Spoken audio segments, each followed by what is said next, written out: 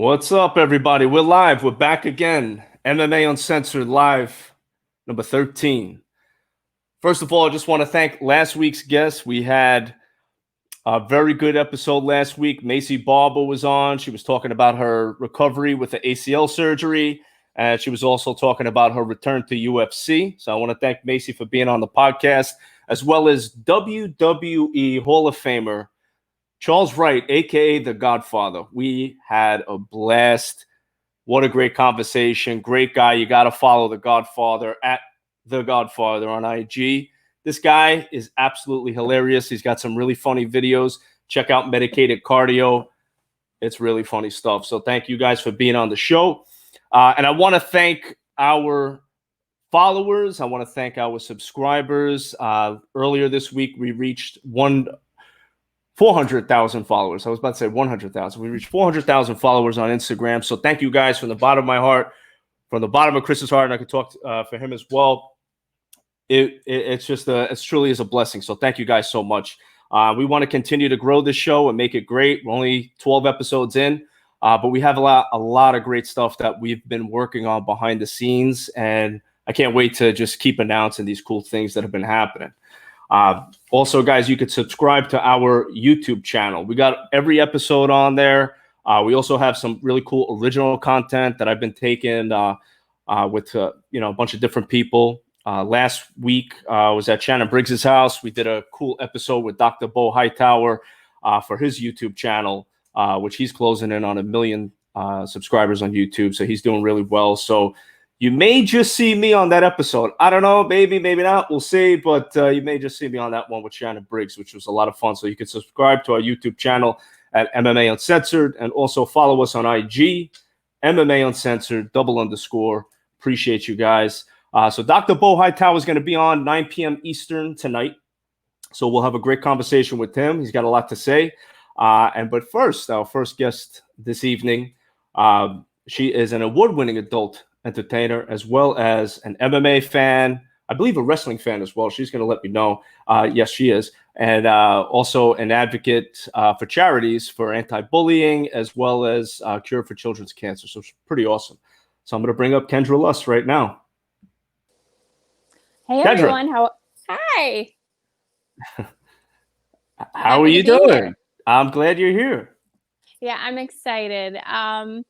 Yeah, I'm just excited. I like doing podcasts. It's kind of nice during quarantine. I'm catching up on some of the stuff that I don't get to usually do, or, it's busier than usual. So I'm excited. So thank you for having me. Oh, it's a pleasure. Actually, it was kind of funny. We were, we did some sort of post on IG, and you were on the thread, and we just started chatting, and, now we're doing a podcast together. So that's pretty cool. Yes, it is.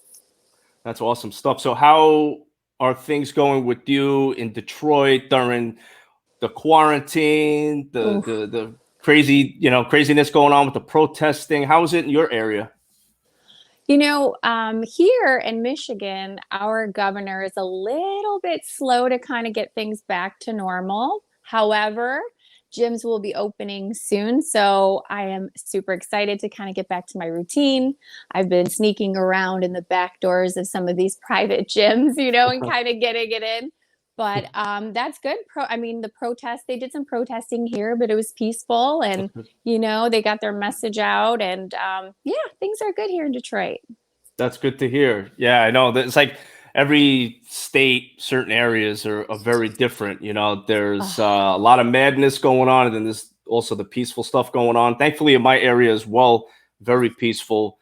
People have been really supportive of one another, which is good. So hopefully, hopefully it stays like that.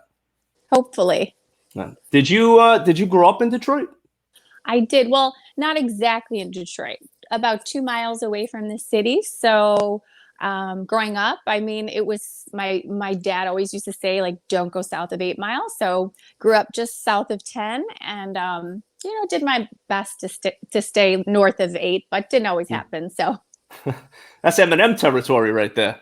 That's right. He went to our schools were rivals in high school. So Lincoln played centerline in the Brown Jug every year. So he was actually in one of the talent shows we had at our school. So it was kind of cool to see him back in the day rapping then. Yeah. So very cool. That is pretty awesome. See that? So the mile brought some very talented people, so that's pretty cool. Thanks. I like that. That's awesome. So growing up in Detroit, how was that? Was it peaceful or? Here it's just like I feel like every inner city has, bad areas and bad pockets, but I never was really afraid. I wasn't completely obedient, so I had friends that lived down in the city, so I didn't think anything of it. Mhm. I guess my philosophy is if, it's your time or if it's meant to be, it's meant to be. So I didn't exactly tell, my dad some of the places that I went, but I remember there being bulletproof glass. And I just went into the store and, I don't know, maybe ignorance is bliss, but I felt fine. I wasn't afraid. Like I felt safe and comfortable. So yeah. So, I mean, it was no different than living anywhere else. So pretty cool, pretty peaceful, like nice, diverse group of, of people that I went to school with. So pretty easygoing. That's pretty awesome.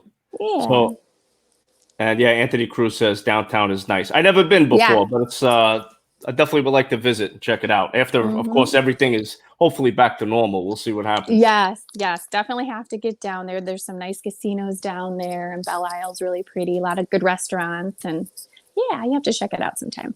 Absolutely, I'm gonna have to hit you up, and you're gonna have to show me around. Sounds good. Awesome. So you obviously in adult entertainment. You're Yes. the first adult entertainer I've had on the podcast, so definitely an Ooh. interesting conversation for me to have. So Well, um, thank you. yes, absolutely. So when did you get like when did you know that you're like, hey, I like this stuff? When did that happen? How old were you? So MMA or adult? Adults. We'll start with adults. We'll get into MMA, but I'm curious about Okay. adults. So So, I mean, nobody really grows up or thinks like, oh yeah, I want to grow up and I want to, be like an adult entertainer, or, do that type of thing for a living. So, I was always pretty comfortable with my sexuality. However, I went to school. I was a nurse and I still have my nursing degree. So I practiced as a nurse for 8 years. And I was actually doing continuing education credits the other day. And I was texting one of my neighbors. She's a nurse. And I was like, oh my God, CEUs, these suck. She's like, oh my God, they're horrible. So I keep my license current just because I want something to fall back on. But it's just kind of crazy. There was a lot of things that happened within my family, and I was looking for a way to help my family and some quick money legally. So I decided to do adult and kind of never looked back. I mean, once you put it out there, you can't take it back. So it's like you got to go big or you got to go home. yeah, that's true. So like when you started, how old Mhm. were you when you started? I was 33.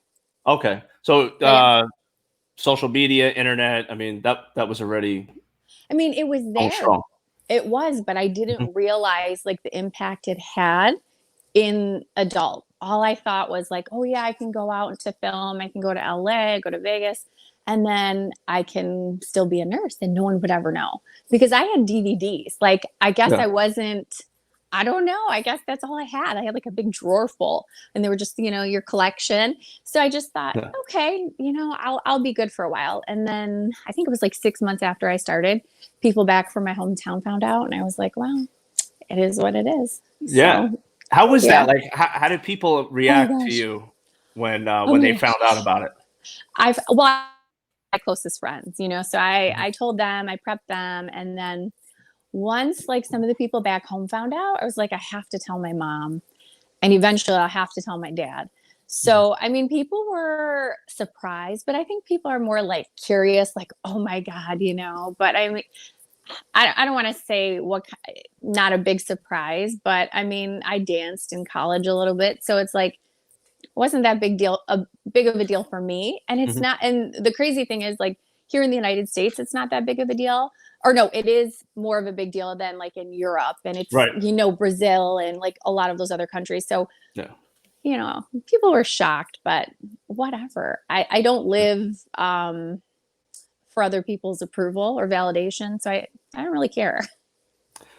Yeah, you got to live your life. The way I see it, look, as long as you're not hurting anybody, nobody's getting Yes. hurt. There's a lot of bad stuff going on in this world right now, and Yes. I don't think pornography is very bad compared to what's happening right now in the world. So No, I'm gonna get comfortable. Sorry. that's all right. Go ahead and get comfortable. Much better. My camera's crooked, but hey, what's perfect? No, you're good. Nothing's perfect in this world. There we go. You're good on screen. But yeah, so and that's what I think, and I put into perspective sometimes. I'm like, you know what? Not to get into politics too much, but I think, here are all these politicians, Epstein, he wasn't really a politician, but affiliated, and they're doing all these things that are harming children, that are harming animals, the elderly. At least what I do is legal. I don't hurt anybody. I pay my taxes, so it's like, is anybody to judge? That's how I feel. Very true. Very true. So yeah, no, I could understand that. Like, get back to what you said about Europe, because cultures are very different, and Yes. when I was in Europe in September, and I'm in the hotel, done for the day. I had to go there for work, and when I'm done for the day, I'm in the hotel. Like, porn is on like regular TV over there.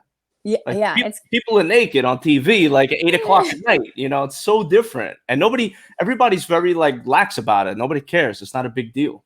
Yeah, it's different. And that's okay. I think we're a little behind the times. And, as far as sexuality in the United States and women in sexuality, there is a ton of oppression. And, we just need to get past that. And I think eventually we will. And we're getting better. However, we're not there yet. So, okay. Roger Carrison has a comment. He said, porn is helping a lot of people get through this pandemic. Yes, it is. It is. And, it's healthy, and, we're not giving anyone a disease. I don't mean to say like that, but it's healthy. And it is more dangerous to go grocery shopping right now than it is to have sex. Right. Well, depending. Tinder, because I don't know what's going on with these people. Like, I don't even want to know what it's like dating in this day and age. I was talking to some of my single friends. One of my friends, Julian Marquez, he's in the UFC, and he's been training quite a bit. And he's just like, yeah, it's just a different world right now. Like, it's crazy right now. So it's just hard to kind of find somebody. So I don't. Yeah, it's very different. Like, I think nowadays with dating, I mean, at least from my perspective. Okay, you got me. Yeah, I gotcha. Okay, cool. All right, yeah. I was like, I lost you for a second. Oh, I see what's going on. My little tripod was just a little bit off. Look at that. Much better. You're back in action. Yes. So yeah, I think like people have very high expectations of people. I think at least from what I've seen, yeah, everybody's looking for the the perfect Barbie or the perfect Ken, because of social media. You have your options. Oh my God. So it's a different world now. It's very different. It is. And, perfection just doesn't exist. It just doesn't. And I think once we come to terms with that, like, the grass isn't always greener. So, be grateful for what you have. But I agree. That's good. So when you were in nursing and they found out, like, oh my gosh, she's in adult entertainment, like, what did they call you in the office? I mean, what happened? Well, did they say, hey, that's enough? Yeah, like, you can't be doing that, right? No, I more or less just decided to kind of part ways. Okay. So yeah, I just didn't even want it to have to come to that. So I just kind of did my own thing, and I worked hard for my nursing degree, so there was no way that I was going to let it lapse or not keep that, because that was kind of brutal. It wasn't easy. So yeah, I'm sure. I think the hospital fucked up, in my opinion. They should have kept you. I mean, that would have everybody that got sick would have wanted to go there. Oh my gosh, right? You're so sweet. Take me over there. Take me over there. Oh my gosh, yeah. Well, I mean, I feel like there's a lot of young, beautiful nurses, both men and women. So I think they're in good hands in Detroit. I think so too. I think everybody's going to be okay, especially now during this pandemic. We'll see what happens. So do you travel a lot when you're doing your adult entertainment? They fly you out in different places, or how does that work? So initially, when you first get started, you're doing everything yourself. So you literally have zero. I don't want to say zero say, but you just kind of work with who they pair you up with, and you don't have a lot of choices in kind of who you work with or, that type of thing.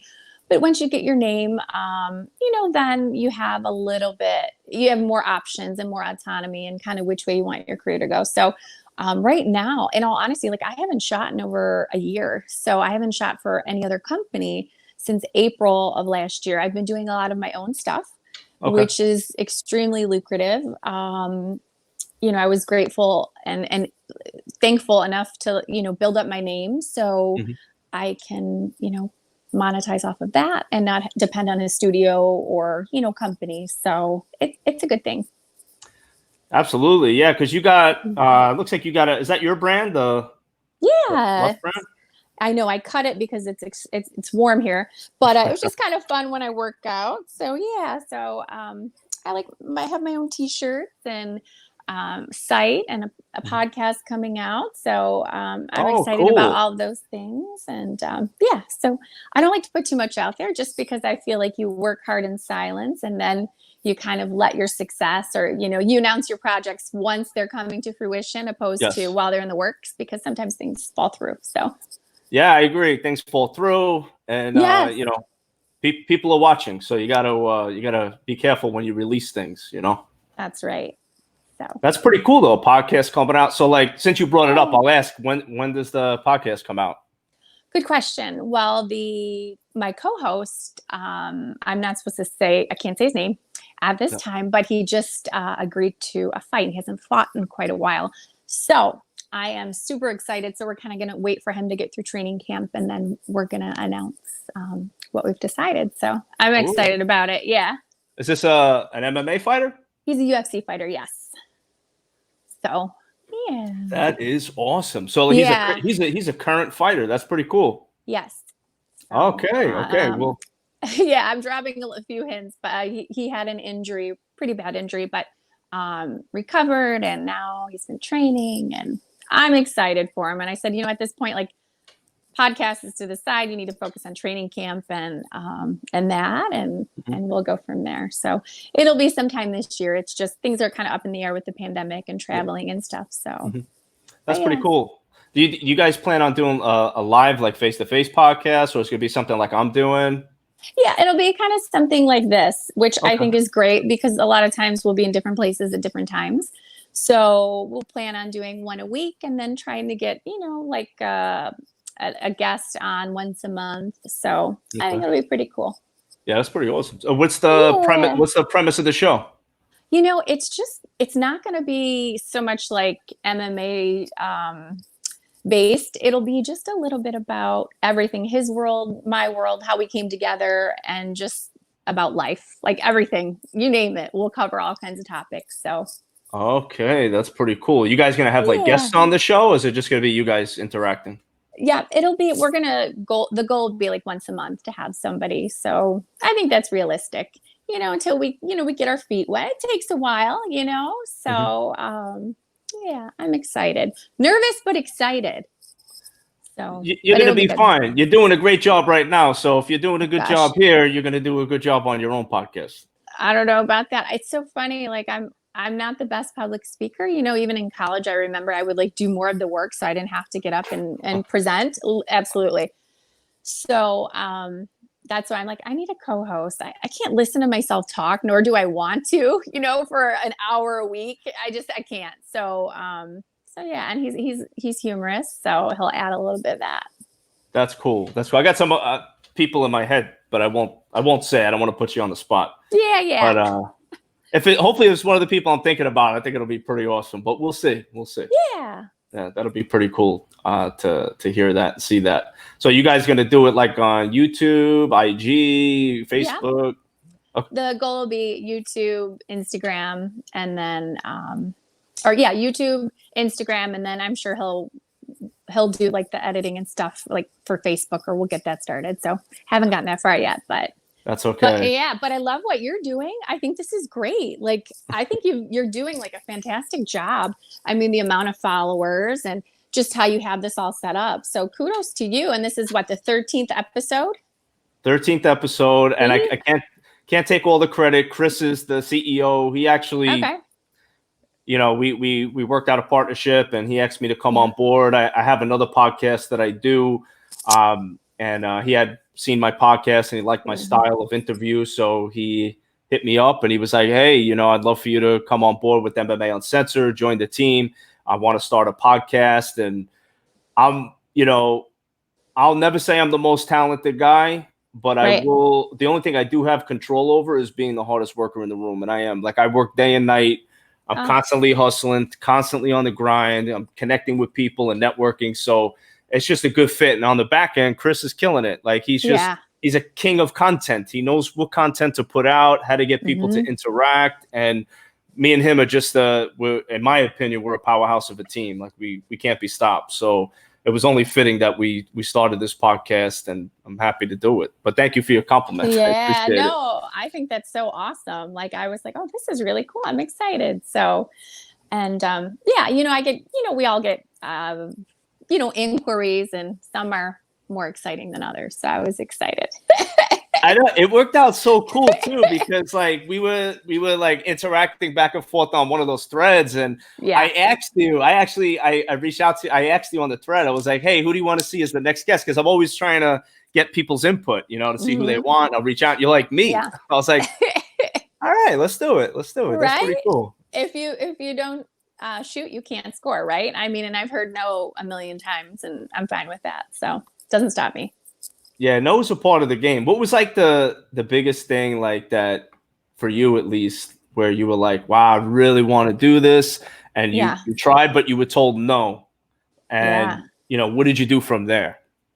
Well, even entering into adult, they were like, "Oh no, you're older, you're from Michigan, nobody knows you, you have no connections, you don't live out here, you're never gonna make it. It's not going to work." So for 4 months, people told me no. And I was like, okay, all right, somebody's going to say yes. And then, you kind of have one shot, and it just worked out. And, from there, and I'm kind of the same with you. I feel like there's always going to be someone more attractive. There's always going to be somebody who maybe is a better performer. But I think personality, being genuine, being kind, sexual helps, and really kind of loving what you do. And I don't know, just working hard, networking. I think those things pay off, so you don't always have to, look the best. I mean, I feel good. I'm not self-deprecating at all, but I feel like, personality goes a long way in a lot of what you do, and the amount of effort you put into something. So yeah, it's what worked for me. It's definitely working for you. You're doing great. Thank you. So speaking of networking, you do, I mean, so obviously I follow you on Instagram. We follow one another. And I always like to follow people to see how they network and what they do and what their style is. It just interests me because I'm always drawn to successful people and what their style is, because everyone's got their own way about things. And I've seen on your Instagram, you do a lot of networking, a lot of behind the scenes with hanging with wrestlers and UFC fighters. So how did that all come about? Like with the WWE wrestlers and stuff like that? Like, how did you ever do any work for WWE, or you just like happen to hang out with these people behind the scenes? Yeah, I think I mean, just being a wrestling fan from a young age, I always admired, you get older, you realize it's more entertainment, but I loved it growing up. It was like my passion. I was the biggest tomboy. So like, I can remember trying to be Superfly Jimmy Snuka going off the ropes, AKA like a backyard, whatever. I don't know how we didn't kill ourselves, but I was like this tomboy. So for me, I was like, playing GI Joes and just like, whatever. So for me, like, I loved wrestling growing up. And I have a friend who has Down syndrome, and he's really into wrestling. So that kind of got, myself and my circle kind of back into wrestling for him. So I could understand what the hell he's talking about. Cause I'm like, okay, who's doing what now? And some of the new divas and stuff. So, cause of course he likes the divas. So it was kind of cool for me. Yeah. Right. To kind of, chit chat with him. And then I don't know, honestly, in all honesty, I don't know how things kind of came about, but I just started connecting with wrestlers, male and female, and nothing like in a weird way. And I was able to get tickets and we'd take him down. And it was just like really exciting, to see him enjoy doing it. And I loved it. It was kind of rekindling some of my childhood. So, and then I think people realized like in the WWE that I was not, I mean, of course, Kendra's a brand, but like I'm a person and I'm not, I don't know. What you do doesn't define who you are. And like I'm a normal person. I just like to have fun. And they realize like there's not a motive other than to get this kid tickets because he deserves it because he's awesome, and have fun. So yeah, that's so cool. I love that kind of stuff, philanthropy and being just good to people. It's like this.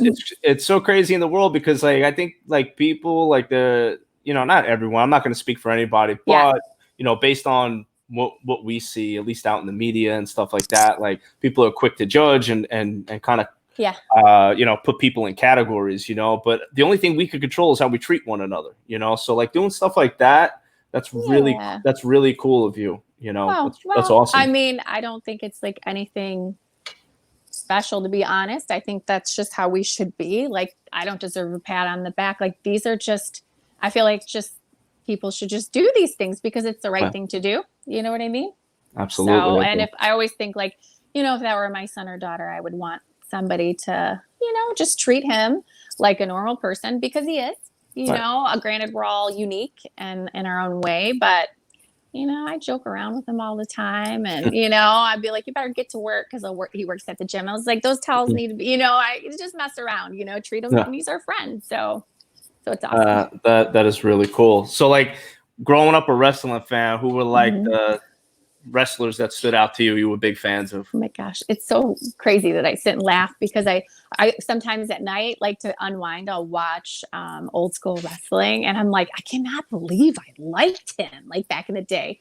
But I'll leave him for last. But always, who doesn't love Hulk Hogan? Like, oh my God, just, I can recall the whole song. It's kind of embarrassing and do the dance, but I'm not going to do that. So I loved Hulk. I loved Randy Macho Man Savage. I loved Ric Flair. I mean, who doesn't? Woo! Yes, I know. And Elizabeth, I just loved her. I was just like, oh, she's so beautiful. God rest both of their souls. And then one of my Jake the Snake Roberts. I mean, I could go on and on, but I loved Ricky the Dragon Steamboat. Like, really? Like, of all, but he was like a big dude. I mean, I think he was Hawaiian, and oh my God, like I just loved him. I had a poster on my wall of him, and I just loved him. So yeah, I must have thought he was cute back then. So of course. Yeah, so that's pretty cool. Yeah, Hogan's definitely one of my dream interviews. Like I would love to have Hogan on.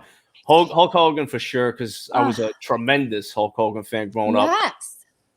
Randy Savage, I wish, unfortunately, I know. But Savage was like, there will never be another Macho Man Randy Savage. That guy was unbelievably great. Ultimate Warrior, man, I just love like those biceps with those things around. I was like, he's badass. Like I love his outfit. Yep. There's too many, like way too many. To me, that was the best time in wrestling. That and the Attitude Era were the best time in wrestling. Yes, it was so different. I mean, now Attitude Era, you definitely would have been involved in the Attitude Era, hands down. Hands down. Maybe I loved it. Yeah, it was awesome. Mean Gene. Anyway. Yeah.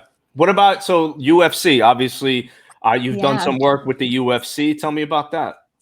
Yeah, I mean, I have like this huge admiration for the amount of work that these men and women put into the sport. It's not like, well, boxing is hard, don't get me wrong, but it's okay, you're perfecting like one art, okay, which is, you're striking. And then, with MMA, it's just so many different like areas you have to work on. Your jujitsu, there's Muay Thai, there's boxing.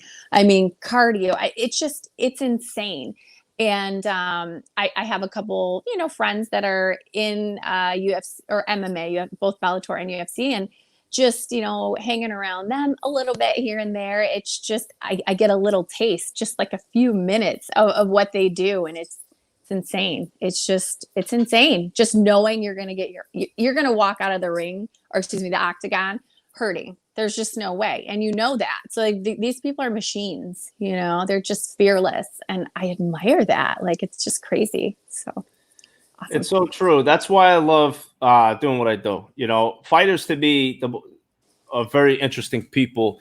Misunderstood too. You know, a lot of people think fighters are mean people, you know, but not Oh my gosh. regular people just like yourself, you know. Yes. And the great thing about fighters in general, whether it's, you know, mixed martial arts, boxing, the great thing about these men and women is that they sacrifice so much of themselves, so much of their bodies, their time, their family, and they got the balls to do this in front of millions of people, you know, on the pro level, but even on a lower level, like you're still getting in there in front of people. Yes. And all that work that you put in, now's the time to put it to use, you know, and win or lose, even if, you know, they lose, these people, they get back up, they train, Yeah. they kill themselves again. You know, there is no person on this planet like a fighter. And I respect the hell out of these men and women. And that's why I love it. You know, so the most motivational people you'll ever meet are fighters, because that's all they know is to get back up. That's it, you know, and sometimes I think it's so difficult too, you know, when you see them like they're feeling like their corner should call the fight, but the fighter, you know, the fighter he'll never say it's, you know, unless he gets knocked out or choked out, you know, he's not going to quit. Like, you know, so it's like, it's that fine line. Like, when does the corner call it? You know, it's just, I don't know. The only thing I wish that they would do would be to somehow regulate the judges, because each state, right, has different rules, and it's not like the same panel of judges. I feel like sometimes that's like such an unfair advantage for some of these fighters. You know, I'm like, how the hell did this judge score it, you know, this, and the other one judged it? Like, what was he looking at or she looking at? So that's the thing that sometimes pisses me off. And I'm thinking, of course, you know, I'm going to think this fighter won, and then they ended up losing. So I don't know, but I'm still newer, you know, to the sport and understanding it, you know, that the takedowns are worth more points and, you know, or whatever. But it's just, I don't know, just awesome to watch though. It's so intense. I love it. It is. And it's funny you brought this topic up, because a lot of people that I talk to a lot of fighters, whether it's on the podcast, over the phone, texting, IG, in person, whatever. Right. But the topic comes up countless times. Okay. Judges.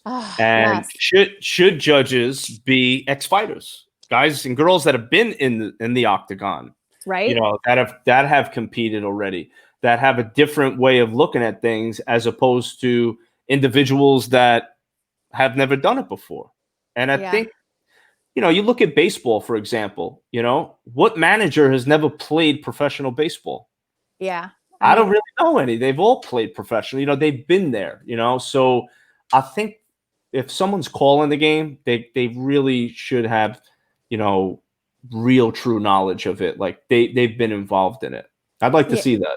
I would too. I just think it would be advantageous to all the fighters all around. And I don't know, I just think it would just kind of be uniform, you know, across the panel. So I guess that's my 2 cents on that. But what were some of your favorite fights that stand out to you the most? You know, probably, you know, when I'm there in person, you know, watching people fight, it's more intense for me. You know, obviously, I love, you know, obviously I have more emotion and more passion for the people like that I know on a personal level. So, I mean, I love watching Juan Archuleta fight. Like, he's intense. His cardio's nuts. Eric Anders, I love him. I went to the fight against Connor and Cerrone in Vegas. And let me tell you. Yeah, how was that experience? Because you were involved in that. My God, that I can't even explain it. Like, when you go to a fight with McGregor when he's there, it is like I get chills thinking about it, because the ambiance, it's just like everything. The atmosphere is so different. It's just nuts. So I was hyped. I was ready, super excited. I mean, I'm sad it was so short. However, how Very awesome short. was that? Like, I Yeah. loved it. And I loved recently watching Cody Garbrandt. I just, in my heart, I was like, he has to win this. He has to win this, because he was doing so well, up and comer, potentially the face of the UFC, and then just kind of had a few, few bad, I think emotion and I think that there were some things that were un- not to his advantage with the whole Mhm. testing thing with TJ Dillashaw and the Epogen and all those types of things. Like, I don't feel like Mhm. he should have lost some of those fights. I think it should have been like, I don't know what they call it, where you don't win, you don't lose. Kind of like, what, I don't know what you say, what That's it's called. a no Uncontested. decision. Yeah. Talking. Okay. That's Yeah. what it should have been. Okay. No So contest. there you go. So I was like, okay, he has to win this. So his recent fight, I was so excited. And like in my heart, like I knew he was going to pull, like I knew he was going to do it. I knew he was going to win.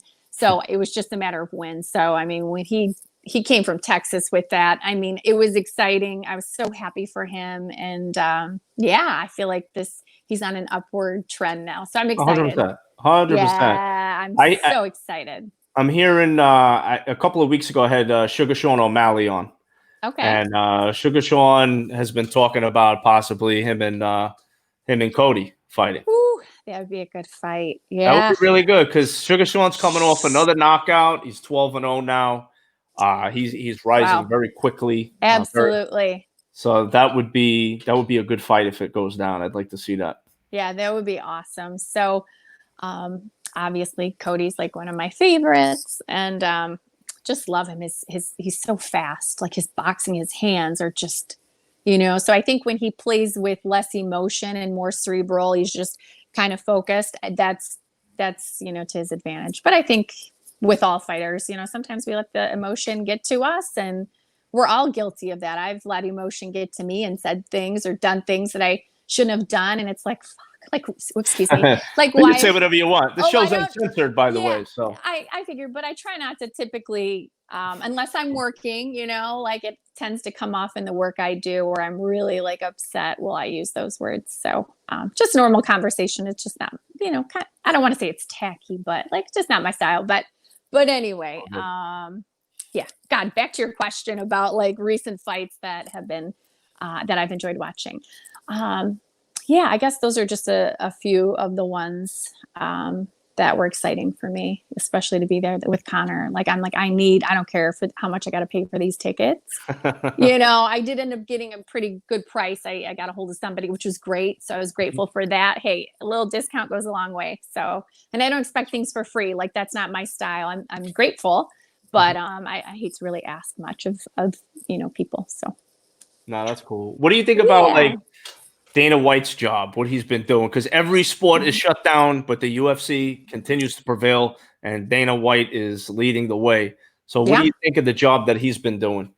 I think he's doing a phenomenal job. I mean, he's a genius. I mean, he is truly. I mean, he's one man. Like, I mean, I'm sure he has a lot of help. Don't get me wrong, but I think he's doing a fantastic job. I can't say enough about it. Like, I love it. I love being able to, stream my fights, and I enjoy watching it. And I know I was looking online at some of the upcoming fights, and I think they're all the way booked into like August, maybe like Mhm. end of August, maybe.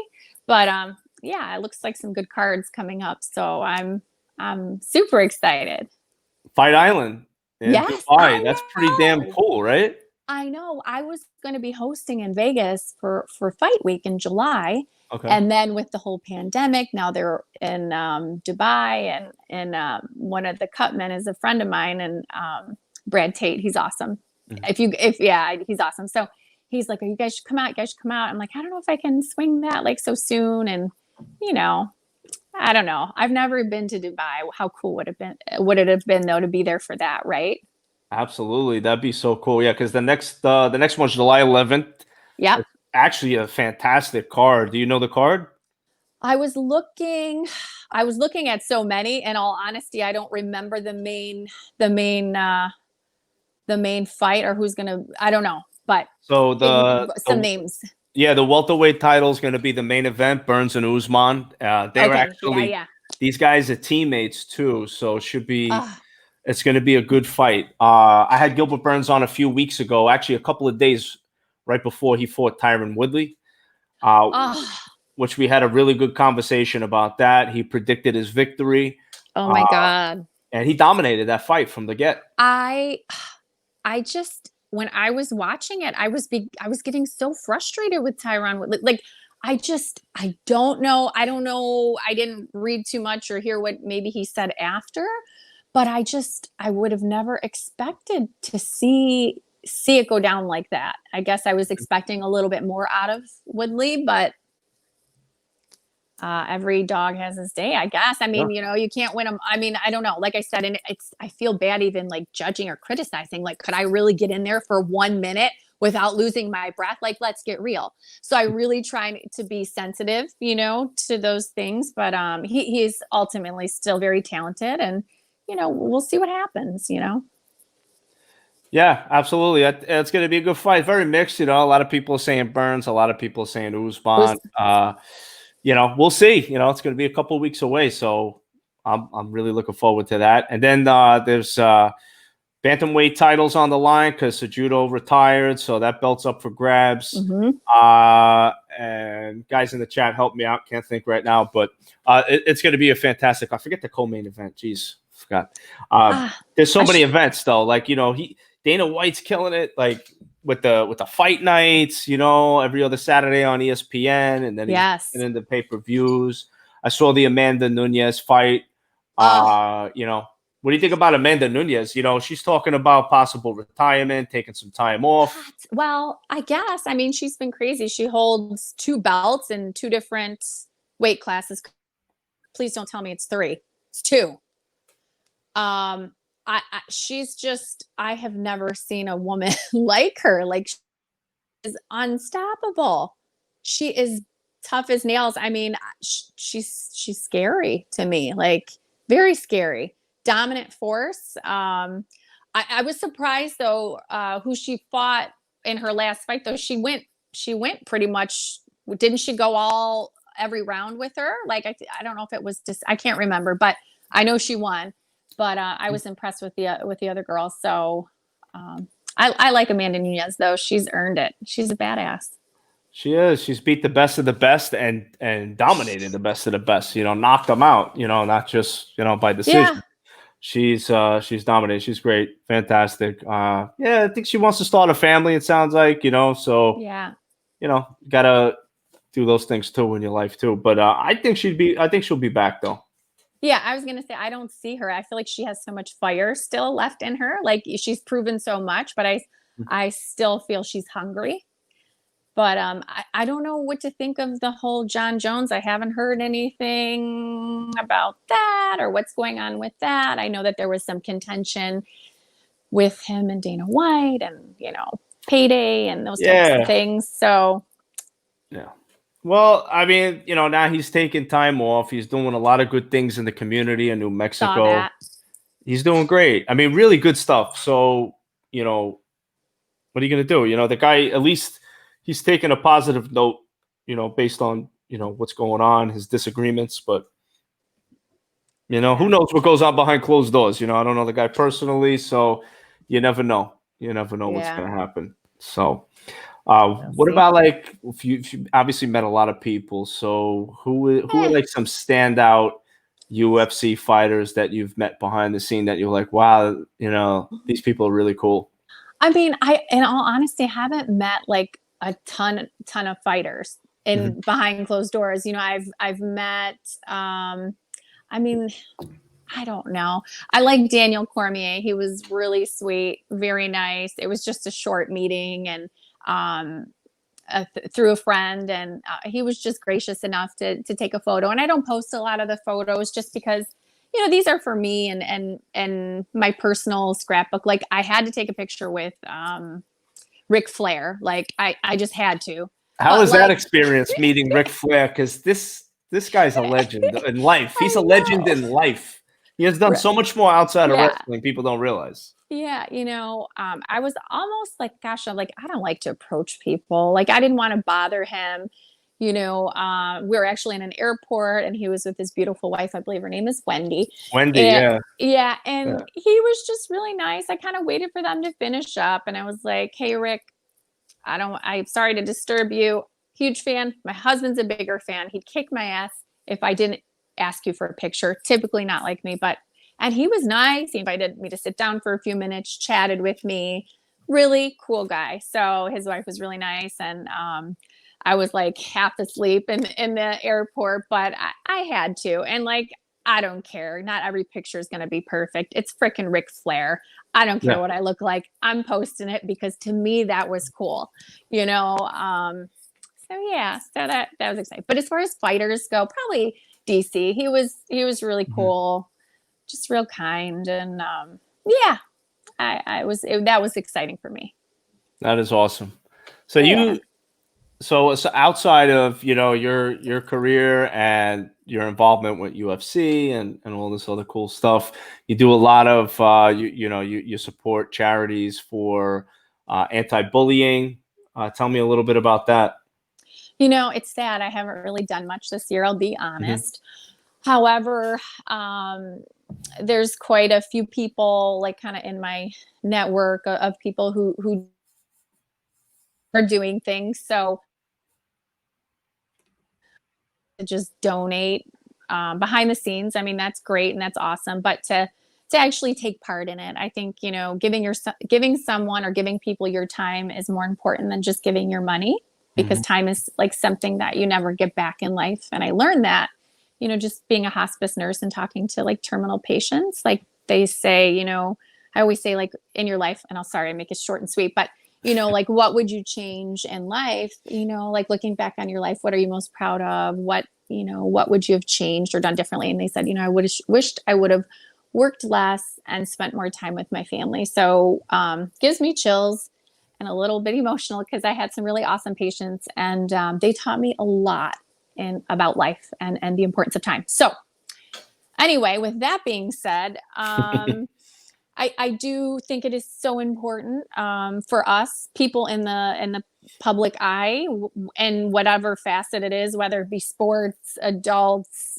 whatever. If you can make an impact, and if just your voice, your words can help, somebody being bullied, I think it's so important. If you can do a campaign, if you can, reach out to schools, fundraisers, just public awareness is really important. I was never bullied, but I remember being, in school, and I didn't have like a group, but I was considered popular, and I just kind of went with the flow. I could get along with this group, could get along with that group, but I remember people being bullied and it really pissed me off. And I would stand up for them and say, you know what, like, you better knock it off. Like, it's Mm-hmm. not cool. And, so I would stand up, and I teach the little ones around me. I won't go into that too much, but the importance of doing the right thing, Mm-hmm. and imagine what it would feel like if you were put in those shoes. And I can't imagine. So important. There's so many people with mental health issues, and you hear about these young kids at a young age taking their lives and just Yeah, sad. feeling so alone. So now you've just inspired me tonight to set something up All for right. 2020. Yes. Well, I'll tell you what. If there's any Thank you help for that. if there's any help at all that you need, I'll be happy to help. If we could Appreciate that. collaborate and do something to help some kids out with anti-bullying, I think it's only fitting MMA Uncensored gets involved, because we're all about the fight that. game, so we could fight Yes. bullying, and I'll be more than happy to help out. So just let me know if you come up with anything, and anything I you will. need from me on my end. We'll do something pretty cool. I will. And okay, one last little thing I wanted to tell you. How could I forget?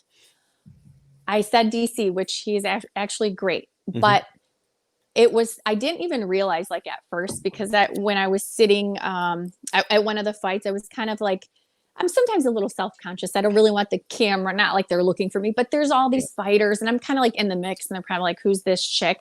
But I was gracious enough to get like a front seat, and I was sitting next to Hoist Gracie. Like, holy shit. Oh, like, really? the legend. The legend. And Wow. let me tell you, he was the kindest, most humble, sweetest man. We sparked conversation. We chat on Instagram. I think his daughter challenged me to some stuff, but just and he was doing some stuff locally with some of the kids in my near my city. So it was just kind of cool. But I mean, he didn't have to be like, sometimes it warmed my heart, like how, I don't know, how gracious he was. So he's awesome. So that is really cool. Actually, one of the guys, I don't know if he's Anthony Cruz is in the chat still, but Anthony Cruz, he's in the chat. He's a kickboxer champion, and he has trained with Royce Gracie, and it's pretty cool. Yeah, legend. You go back to UFC 1. I mean, unbelievable stuff. Was it dark by you now? Well, it's a little bit, just because like there's overcast here, and it's Michigan, so it's kind of cloudy. Unfortunately, that's I'm from Brooklyn, New York. We used to call it the Great Dome. Oh my God, I could tell. I wasn't sure. I was like, I know he's from East Coast. I just couldn't tell like where at exactly. So. Yep, from Bensonhurst, Brooklyn, all Italian neighborhood in Bensonhurst, Brooklyn. Oh, manja. Mamma mia, Kendra, mamma mia. Mamma mia. That's awesome. So cool. But so getting back to the bullying thing. So, so that would be really cool. And I can easily do something here locally. I have to, even if I'm not, I mean, I want to be there, but sometimes it's best that I'm not, because I don't necessarily want the kids to know like kind of what I do. You know what I mean? That type of thing. It's like that fine line, but I don't care as long as it serves the purpose. And if I can get other people who are, respected in the community to do it, I'm fine with that. So look, I think the country's got to chill out, with the pornography thing. You know what?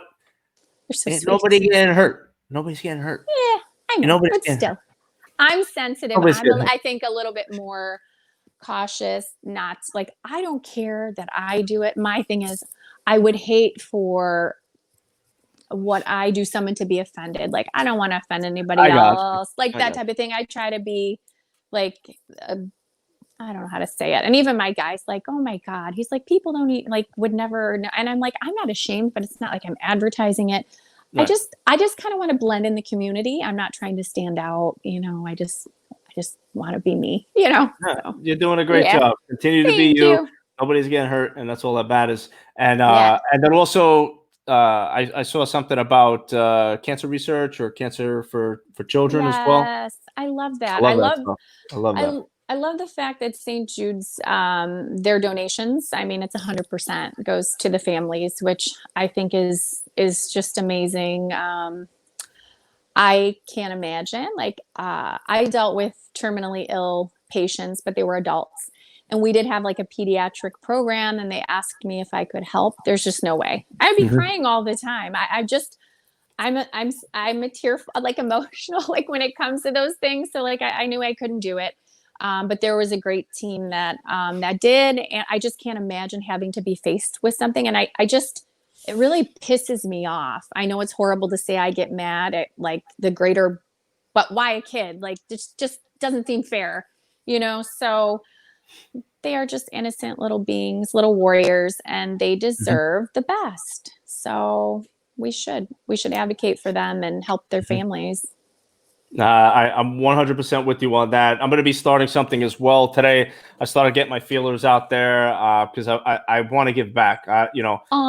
We're on a very short period of time on this earth, and we don't know when it's going to end. So I want to make sure that I leave an impact as well. So I'm just I'm going to be doing something, and Chris, of course, is involved as well. Mma Uncensored with fighters, and we're going to help out children in need, that are going, their families that are going through some tough times. So we're going to reach out, nominate, and sponsor kids. And we got some cool stuff coming up with that. So if you want to get involved, I'll let you know. Yeah, you don't even have to ask me. I'm already in. Cool. I'm already there. Whatever. You let me know. Kendra, you're on the Mma Uncensored team now. That's it. Oh, thank you. Hey, I'm a proud member. You're part of the team. I'm I'm gonna have some t-shirts sent out to you. Okay. And we actually were starting a bikini line too, so I'll send a bikini out to you as well. And Maybe, which will be a lot of that'd be cool. Sorry, I'm cutting you off, but I'm like, All I right. need a couple bikinis for some of my friends too, if that's okay. Yeah, we'll set it up. Just let me Cool. know what you need, where you want me to send them to. We'll have them sent out to you, and there'll be nice little bikinis. Well then, we'll be anxiously waiting because I'm supposed to be getting a pool here, but I haven't heard from my guy. I'm like, what the heck? By the time I get it in, it's not going to be, it's going to be fall. But definitely need to have a pool party here. Like, why not? I'll fly in. I'll do some cannonballs. Yes, jackknives. Yeah, I'm getting a badass slide too. I mean, what is a pool without a slide? I don't need a waterfall. Okay, the grotto. Okay, I was there at the Playboy Mansion. It was kind of, I don't know, I was lurking in those waters, but it wasn't all that. Okay, I just need a slide, some cocktails, and good company. That's what I'm saying. Throw a little music on, and we're good. Yeah, I've got great neighbors too. I'll get some arborvitae so I can kind of, block in the party. We're good. We're golden. Done. We'll go uncensored for that party. Woohoo! So what you got? What you got coming up next? Okay, so at this point, well, I can't really talk about that. So the main thing, or you mean for tonight or after this? Okay. Cool coming up. Whatever you want to tell me. Okay, so cool. So I mean, my mom's in town. That's exciting. But as far as work stuff is going, I'm working on a new platform with a big team. And there's also some other girls that are involved with it as well. So we have a platform that is very lucrative, and it's content that we create. And it's called OnlyFans. It's very well known. People from different walks, whatever, utilize it to kind of have their own content and have subscribers. So it's nice. So generally once a week, I'll do custom videos, which is really nice because I can do that from the comfort of my home. Or which is nice. So you can do that. But we're working on a platform that is similar to OnlyFans. However, it is going to be much more user friendly. It's going to have more options. It's going to be easier to navigate. And I think it'll be a little bit more personal than the OnlyFans. So I'm really excited about that. Podcast. I guess those are like the two things that are, I think, most exciting. I mean, for me right now, as far as shooting goes, that's kind of on hold, with everything that's going on. And, I don't know when I'm going to shoot or where I'm going to shoot or if I'm going to shoot, but we'll see. I've had some offers, but, for right now, I'm grateful just to be able to kind of chill here and enjoy family time, and it's good. So that's awesome. I want to see a porn with a pandemic porn would be kind of cool. God. With people with masks on and like the whole the riot gear, maybe. I don't know, someone coming in from a protest, somebody coming in from a doctor's visit to get tested for the pandemic, and I don't know, make magic happen from there. Yeah, I mean that would be creative with it. I do have an AR, an assault rifle, which is really awesome, which I love. It's actually in my closet right now. So, so I'm excited. So maybe I could have someone kind of come in, obviously unloaded. There is a safety on it. But it's pretty badass, pretty powerful. There's like no kick to it. Like my little, it's like a Smith & Wesson. It's like, whatever. It has an air weight. It's no hammer. It's 15 ounces. I can hold it here. That thing has like so much kick. Yeah. And anyway, so I don't know. So I'm saying we could kind of utilize some real badass props. That would be so cool. And you could do it in the comfort of your own home. How great is that? Yeah. You heard it first here. MMA Uncensored, pandemic versus protest, porn, PPP. Right. Pandemic, porn, protest. Done. It's going down. I love it. I can't say I'm the best shot, but we'll try. Insert joke there. I know, right? I know. I set myself up, right? I was gonna insert the joke, and I was like, maybe I won't. Maybe I won't. So funny. That's what's up. Well, I just want to thank you very much for being on the podcast. I had so much fun talking. Did I tell you it was going to go quickly? Yeah, I know, but by the time I got comfortable, we were 45 minutes in. We could have done so much better. Like if I would have just sometimes I just like need to get comfortable, or I'm fidgety. Like what the hell? Listen, you think I was never in front of a camera before? Yeah, what's up with that? Well, when you're taking your clothes off and stuff, nobody really gives a shit if your face is oily or like. Very true. Yeah, people are focusing on other areas. Yeah, so I'm like, my husband's like, you fidget. Well, I got a guy. He's like, you fidget so much. Like, just chill. And I'm like, yeah, I should just chill. Next time I have a glass of wine, be ready. Next time we'll do cocktails and podcasts next time. Yeah, we'll have you on again. We'll talk about when you announce your podcast. Yeah. Come over here. We could talk about it. Yeah. And we'll have a good time. Anything that you want to let the viewers know before you go? Yeah, no, I mean, I know I'm bad at self-promoting. I mean, I tried to wear my shirt. I'm like, okay, I'm going to wear my Lust shirt. My website, allinwithkendra.com, OnlyFans.com/Kendra Lust. Okay, I'm tired of talking about myself. I just want everyone to just enjoy their week. Try to be kind to one another. Enjoy a cocktail or two if that's what you need to do. Okay. Right. And just, take a deep breath and be kind. That's it. Be kind. And if you're watching porn, rewind. Very important. Yes. Be kind. Rewind, skip the talking, get to the action, Get whatever. to the action. Right. That's the great thing about it. And then obviously IG at Kendra Lust, 5.6 million followers. Impressive stuff. Well, thank you. I've got really awesome followers. So I'm so grateful for all of them, both men and women, and couldn't do what I do without all of you. So, so thank you so much. Fantastic. Kendra, thank you again so much. Wishing you the best of luck, and we'll be in touch. I'll send some clips your way this week. Perfect. Thank you so much. I really appreciate it. Mwah. All right. Take care. Bye. Bye-bye. And that's Kendra Lust, everybody. She is a very accomplished, award-winning adult entertainer, as well as a very big MMA fan, wrestling fan, as you heard. Kendra's great, Kendra's a great person. She's got a big heart, a lot of fun to talk to, and I hope you guys enjoyed that segment of the episode. And we're going to roll right in with our next guest. I know he's been patiently waiting in the green room. I hope he had a cocktail back there. We'll find out. But he is a celebrity chiropractor, MMA's favorite chiropractor. I think they call him Thor. He always walks around with these big hammers. He's the man, Dr. Beau Hightower. What's going on? Let me put down my switch here. Yo, long time no see, bro. What's going on, bro? Long time no see. It's been a while, bro. It's been, like 5 days?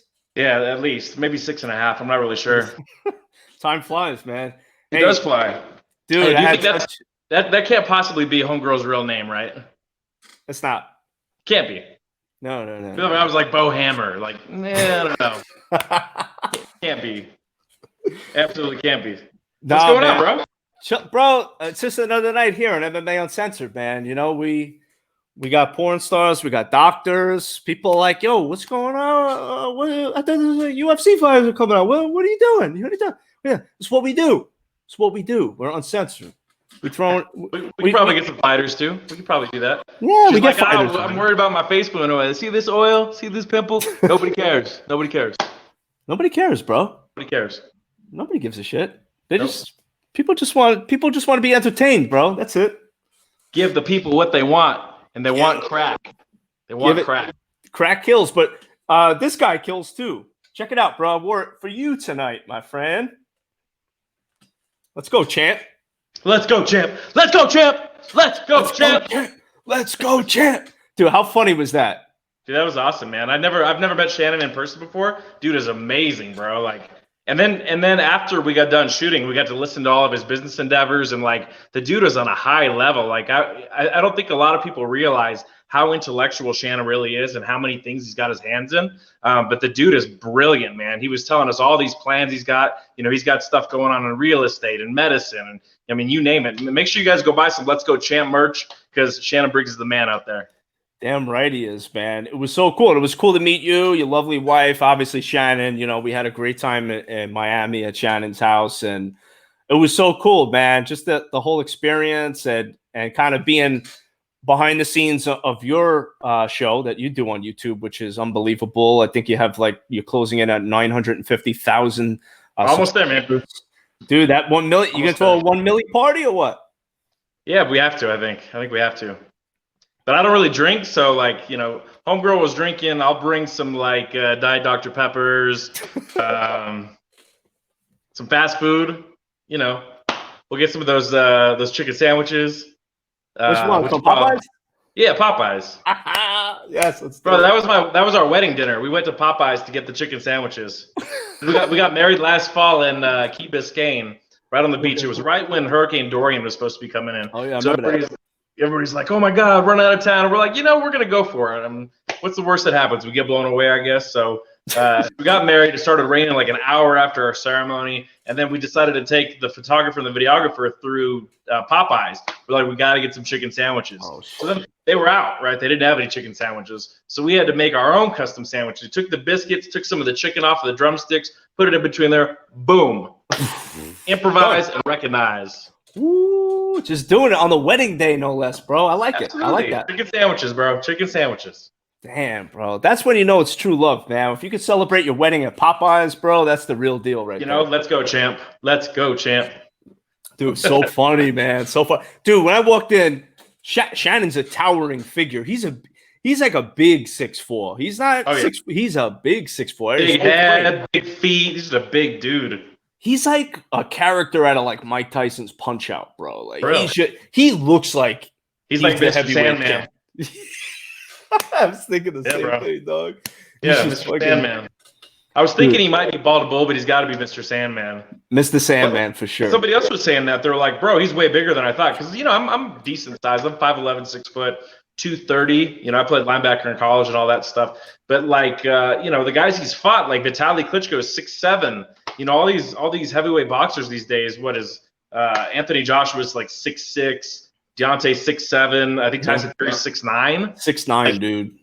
You know, I mean, if Tyson or Holyfield were even around these days, they wouldn't be able to reach, man. These guys are so tall now. That's crazy. It's funny because you know, Tyson Fury is my height, which is crazy. 6'9", you know. That's the magic number. Oh yeah, it's my favorite one. Dude, it was dude, yeah, it was such a cool experience. But you're right, you know, Shannon, it was cool, man. Like so many business endeavors that he's involved in. He's got one really cool one that me and Shannon talked a couple of days ago, and we're working out a deal with him, which is going to be very, very interesting for people that are involved in, you know, not only just mixed martial arts, boxing, but professional competitive sports as well. And then also on the, you know, the wellness side and health side for men, you know, so it's going to be a pretty big thing, man. I'm looking forward to all that. Yeah, it'll be good. Yeah, it's crazy, man. You know, wellness is something people have sort of put aside during this pandemic because everybody's been so worried about getting sick. It's wild how little people have been taking care of themselves as far as exercise and getting vitamin D and eating right and not drinking too much alcohol. And you know, I think people are going to be in bad shape whenever we kind of lift the lockdown on all this stuff. You know what else is crazy, man? I never realized how much I like to touch my face until Fauci's like, stop touching your face. And I'm like... Did anybody realize how much they touched their face until this thing started? Like, I don't know. Or I don't know if they're subconsciously making me do it because they're like, don't do it. And I just want to do everything I'm told not to. Yeah. Is that what it is? It probably is, bro, because you're definitely a leader, and leaders don't like to be told what to do. So that's probably what it is, man. Bro, you got some sun this week, huh? Bro, listen, you know, Florida right now, we're looking at about 95 real feel death. That's how fucking hot it is over here. So I was outside. I went for a little jog the other day. I got a little color. I'll take it, man. I'll take it because I was pasty when I saw you. You're 50 Shades of Skim Milk. Dude, it was bad, dude.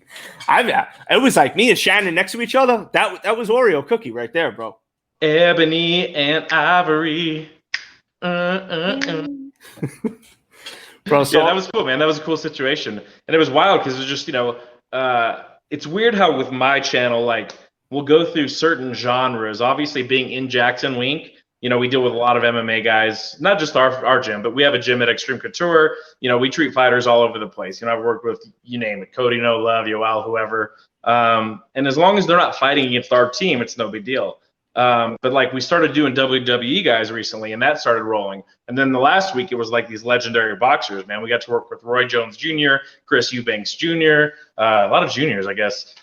Shanna Briggs, Real Deal Holyfield. So that was really cool, man, because I grew up watching a lot of those guys, Shannon and Real Deal, and Roy Jones especially, boxing. And Chris Eubanks Jr., he's the champ right now at 160, 168, one of those weight classes. So he's training with Roy Jones down there chasing chickens and, living that country Pensacola life. Who's that? Chris Eubanks Jr. Oh, really? Oh, I didn't know he was training with Roy Jones. That's pretty cool. Yeah, well, he does train out of Vegas apparently, but they closed all the gyms. So the only place, and he couldn't go back to the UK because of the travel ban.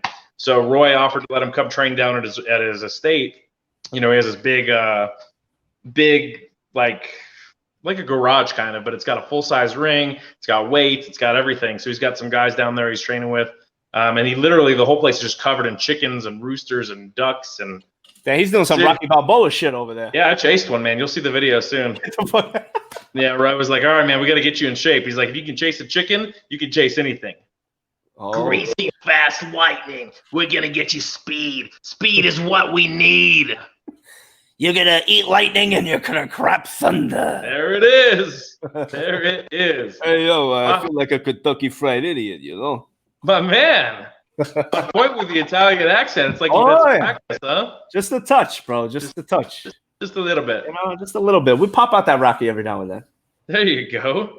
What else, man? Chilling, bro. Just doing the thing, bro. Working like crazy, But I'm happy to have you on, man, because, the last time you were on the podcast, we had a lot of fun. We had James Krause. We had Mike Perry. Chris was on. That was cool. It was just a nice conversation. But I really wanted to get to know your success story, your story, and what you've done, because you've done amazing things, man. And, when we think about it, there are so many chiropractors in the world, but so very few could do what you do, and I really was just curious of what separates you from everybody else and your story and how it happened. So that's why I was excited to have you on today so we could have this one-on-one. But before, everything exploded, where were you? When did you decide you wanted to be a chiropractor, and how did that all come about? Oh man, yeah, I think we're at 65,000 chiropractors in the U.S. now. There's about 1,200 naturopaths. So I guess the full story goes back to, growing up being a huge sports fanatic. Evander Holyfield was one of those guys that was always preaching about using chiropractors. Emmitt Smith, Jerry Rice, Joe Montana, Michael Jordan. I mean, you name it. Like I had heard that all these people use chiropractors to help them, get in shape. And I always dreamed of playing football. I never really had any delusions that I would play in the NFL, but I wanted to play college football, especially for my hometown team. So growing up, like my dad and my mom, luckily were fortunate enough to have good insurance. And I would go in during football season to my chiropractor, Dr. Pat Hale in Albuquerque, like maybe every 2 weeks during the season. And I could kind of tell when my hips were off. And he would just adjust my lower back and I'd be back to normal and I'd be fast again. And so it seemed like a really cool job, man. And I really attribute Dr. Hale for keeping me healthy all the way through high school. Mm-hmm. When I went to Colorado State as a freshman, and one of the first things that I talked to the athletic trainers about was, do you guys have a chiropractor you work with? And that athletic trainer was really anti-chiropractic. I didn't even know that such a thing existed. I didn't even know they weren't regular doctors at the time. You have an optometrist, you go get your teeth or your eyes checked, you go to the dentist, you go to the chiropractor for your spine. I just thought they were all sort of like healthcare allies or whatever. Come to find out, none of those three professions all go to medical school. They're not medical doctors, none of them. So I didn't understand. I never heard that. My chiropractor was straightforward. He never tried to sell me supplements or tried to get me to come in all the time or whatever. So I didn't have any frame of reference that there were these like political rival things happening. So, you know, I could feel my hips getting off. You know, we're lifting heavy weights, squatting 400 or 500 pounds in college. And I knew that my hips were off, but I didn't have a car and I didn't have any money to go get adjusted. And I ended up tearing my hamstring in half my first year. And I 100% believe it was because I wasn't able to get my lower back adjusted, you know, during that time. So that was a real eye opener for me. Then I transferred back to New Mexico and I had a similar thing happen just because I'd gotten out of the habit, or maybe I thought that I didn't need that anymore. Ended up tearing my other hamstring and my other groin. That was my junior year. So my senior year, I finally got back in with Dr. Hale and a couple other guys on my own because like the trainer here wouldn't send me anywhere either. Which is ironic because now they have a chiropractor that actually works in their training room. But the guy that was there, the old guy didn't want anything to do with it. Wow. Even though the Olympic Center, you know, the Olympic Center's, and this is where a lot of the guys get in the habit, right? So like Roy Jones, Evander Holyfield, they all went to Colorado Springs. And their head of sports medicine for U.S. Olympics team is a chiropractor. So they're all used to that sort of maintenance. They have massage therapists, physical therapists, chiros, and they all work as a cohesive team. So when I was here, I finally went back to my guy, what do you know, I don't get injured. So when I graduated, I originally wanted to be a veterinarian. Oh, wow. But then when I realized what that entailed was a lot of putting animals down, I just didn't have the heart to do it anymore. So I started looking around at what I wanted to do. And there was nothing in medicine, like traditional medicine, that I was interested in. You know, I didn't want to work 50, 60-hour weeks. I didn't want to give people pills or I didn't want to be a surgeon or anything like that. So I started looking at jobs. And my chiro, you know, he must have made 80 grand a year or something. He only worked 3 days a week. He played golf all the time. And I was really into weightlifting at the time. So I was like, dude, perfect job. If I can make 60, 80 grand and I can make my own hours and I can take 2 or 3 hours during lunch to go lift weights and work out and stuff, that's like the perfect gig. So I sent in my applications, went to chiro school. So I went to Parker in Dallas. And from there, I lived there for 7 years. Great place. My favorite place, actually. And from there, I joined a company called Rosti when I graduated. And they basically would put our practitioners inside of family doctors' offices. So I worked with Dr. Romanelli was her name, a family doctor, for a couple of years. And in that office, we had some fighters at the time that were going through their blood work and their pre-fight medicals. And that happened to be Team Takedown. So that was Johnny Hendricks, Chaz Skelly, Shane Roller, and the Rochelle brothers. So I started treating those guys. And they got me into MMA. This was 2010, maybe. So I became the team doc for Team Takedown. Wow. RIP Team Takedown. They got taken down. Yeah, they got taken down. So they were rock and rolling at the time though. So, you know, my company, we were sponsoring them. We worked with them a lot. I really dug in, really started watching practices, and I grew up wrestling too, so I was familiar. And I've been watching MMA for a long time. You know, Matt Hughes got me into the sport. You know, I think a lot of us grew up on WWE, and what made MMA really interesting was that it was the real thing. Right. You always wanted to see your favorite WWE characters, these characters that fought but didn't really fight. And I think that was what was so beautiful at the start of MMA. You know, before Reebok got involved, you had GSP had his gi, and he would bow. And unbelievable, Anderson, right? Yeah, and you had your big juiced up dudes like Brock and Matt Hughes that were the All-American Country Boys, and the BJJ guys and the Muay Thai guys, and it was really cool to watch. So when I got to actually start traveling with the fighters with Hendricks, and he was ranked #1 at the world at the time. The first fight I ever worked with him was when he knocked John Fitch out in 12 seconds. So he went on this roll, man, and it was like, wow, he goes all the way to the top. I was doing really well at that job, and I took a promotion. I moved to Cincinnati, Ohio, and became the vice president for regional development out there. So had some conflicts with the corporate structure and ended up leaving. And I was planning on going to Phoenix. So we stopped in Albuquerque. I'm from there originally. Dean, what's up? So we started, I basically ran out of money. Like I had 30 grand when I left that job, and I was just kind of floating around for a while, partying a lot. And next thing I knew, I looked up and I didn't have enough money to pay my apartment rent for the next month. So that's how we started our business in Albuquerque. I had a buddy, a family friend that owned an office building, and it was at a terrible location. It's behind car dealerships in like this area we call the war zone here in Albuquerque. And he said he would let me pay the first month on the back end. And another family friend that had a stroke a couple years prior, so he had some office furniture that he was willing to sell me for really cheap. And people have been watching me on Facebook because I've been working with a lot of bodybuilders and fighters. And so I had people asking me, for treatment. So before I got that office, I was driving around my '03 4Runner with a table in the back, driving to people's houses for $50 sessions, just trying to make ends meet. So we opened that office, and I go. There's a barber shop in town, 3D Cuts. Shout out to 3D Cuts. Derek Montoya is my barber. If you guys ever go to Albuquerque, you have to go to 3D Cuts, man. It's like a monument. If you go in there, they have memorabilia, signed merchandise from like every fighter, basically ever. George St. Pierre, Frank Mir, Andre Arlovsky, Jon Jones, Gina Carano's pictures, and I mean it's like a museum, an MMA museum. You'll feel like you're in a museum. So you got to get a fade. If you go to Albuquerque, 3D Cuts.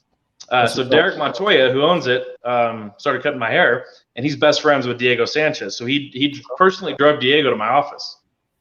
This is 2012 or 13 maybe. So I start working on Diego. We get great results. I keep him from pulling out of some fights. Then he sends in Cowboy Cerrone and Nate Marquardt, so they come start seeing me. They send in Julie Kedzie, one of the pioneers in women's MMA, and then she was the team manager for the time for Jackson Wink. Okay. So then she sent in Jody Escobel, Andre Arlovsky, Tim Kennedy, Kyle Noak, Derek Brunson, Cub Swanson, Michelle Watterson, Holly Holmes. So they all start coming to see me. So eventually they're like, Greg Jackson and Mike Winkeljohn need to come get treated. So they bring them in, and they were really impressed by what we did. And then, so when the big gym opened up in 2015, Coach Winkeljohn asked me, he's like, hey, I would really love for you to be in our business. So we rented a space on the top floor up there. Now we've got 10 therapists upstairs. Right inside of Jackson Wink, we overlook the cages. So if you're one of our patients, while you're waiting, you're going to be able to watch Holly Holmes spar or whoever right there. So it's a really cool location. So cool, man. It's a nice blend for both the cities, the citizens of Albuquerque, for the fighters to get, sponsors and things like that. And then as we have an international patient population at this point. So people fly in from Canada and Saudi Arabia and all over the country to come by. And so it's been really cool. And then introducing those people, like Immortal Technique came to Albuquerque and he wanted to get treatment. So I got to treat him. We got to introduce him to the fighters. We got to link people up that way. Marilyn Manson came to the office. So we've had a whole bunch of different people, and we've been able to link them up with fighters and just grow our networks. And that's, I guess that's the long story. Wow. But that's so, that's why I love hearing stories like this, because people, I'm not going to say people, but there are people out there that are like, they got it easy or this and that. Like, nobody knows the backstory of every successful person that I talk to. And obviously you're in that conversation as well, but it's like, people don't know the work that goes on behind the scenes and where you were before you, it's not like there are some people that are fortunate enough to be born into money and they have, fortitude to want to work hard and take advantage of the resources that are around them. But a lot of times it's just people that are just working hard to, like you said, you had a bed in the back of your 4Runner, $50 a session to make ends meet, but you persevered, you worked hard, and then you got yourself into a very good situation. And now, I mean, dude, honestly, you're the most famous chiropractor on the planet right now. It's so cool, man. It's so fucking cool. Yeah, and that's a different story in itself. So for a long, my old job, we weren't allowed to adjust really. We just did soft tissue work. So it took me a few years, maybe 5 years or so to get my adjusting skills back. Mm-hmm. Like I said, we're talking about 10 years of breaking my thumbs off on people before you finally break through. And you see that meme where they're digging with the axe and the diamonds are right there, and then they always give up right before they're about to get there. And that's what most people do. That's something, whether it be me being an athlete or whatever else, I've never had that quit in me. So when we had some European fighters, a fellow by the name of Tom Duquesnoy and Arlovsky as well, they have bone setters in their countries. They're not chiropractors per se, but bone setting is the oldest thing in the world. Hippocrates was a bone setter. All foundations of modern medicine come from bone setting. It's been in India for 4,000 years. People like to imagine that it was made up in 1895 or something like that. But the art of using your hands to fix people has been around since the beginning of man. So they have bone setters over there, and they were asking me for these types of adjustments. So when we did it, we just pulled our phone out one time. We're like, let's film it. and we threw it up on Instagram, had 500,000 views, and we're like, what is this? Wow. So did it again, 400,000 views, did it again, 1,000,000 views. And we were like, wow, we're onto something here. And that's why I got a bunch of Instagram followers, because people were, they loved, you have two things. You have people that love cracking and people that love fighting. And now you're overlapping two different things. So that was very interesting. So I just took the clips and threw them on YouTube. I'm like, yeah, might as well. And then 1,000,000 views, 4,000,000 views, 5,000,000 views. Wow. And I was like, wait a second, there's something to this. So then we started being like, hey, what if we filmed in higher quality? Boom, 3,000,000 views, 4,000,000 views. Next thing you know, I think we've had 650,000 subs in the last year on YouTube. So 285 million views total. And then because people are seeing those videos, then I get people reaching out to me all the time, big names, guys like Bobby Lashley, guys like Ryback Reeves from the WWE. I spoke to Bobby Lashley last week. Yeah. He's we're gonna set something up. He's gonna come on the podcast. Nice. Yeah. Bunch of musicians and people like Don Omar reached out to me. Marilyn Manson reached out to me. Action Bronson. All kinds of people. Cool. Mr. Hahn from Linkin Park. So you get to meet all kinds of cool people that you never thought you would, just as a byproduct of your work. And I'm blessed in that sense because like how many other jobs even afford? Yours does, mine does. But if you're an accountant, if you're I don't know, a CPA or whatever other kind of job, like you're not going to need to travel to fights with fighters. You're not going to need to meet people that are entertainers. So, luckily I'm blessed to be in a field where everybody's always in pain and they're looking for some way to alleviate it without taking pills, without getting cut open. And so luckily we've been able to really hone our craft and create types of therapies that nobody else does. And it's paid off. It has. I will say I'm a new man since you cracked my neck and my back. I appreciate that. Absolutely, man. I'm glad you enjoyed it. Oh, it was great, man. That first one when you and the other doctor, I'm sorry, I forget his name off the top of my head. Dr. Donadio, the paisan, like me. Yeah, he had me by the feet, you had me by the neck, and then you guys just stretched me out, and I felt like my whole spine rattled, but cracked. Yep. And I'm right like, center. dude, and then when you sit up, I'm like, hold on a minute. Hold on 1 second. Am I still here? I got to get it together. But I tell you, I felt really good. I was a little sore, but then once the soreness went away, I felt great, man. Right. So yeah, that's like those inversion tables you see people hang from. It's like that, but with a thrust. Makes sense. Yeah, I was actually thinking of getting that cervical traction device. What do you think about those?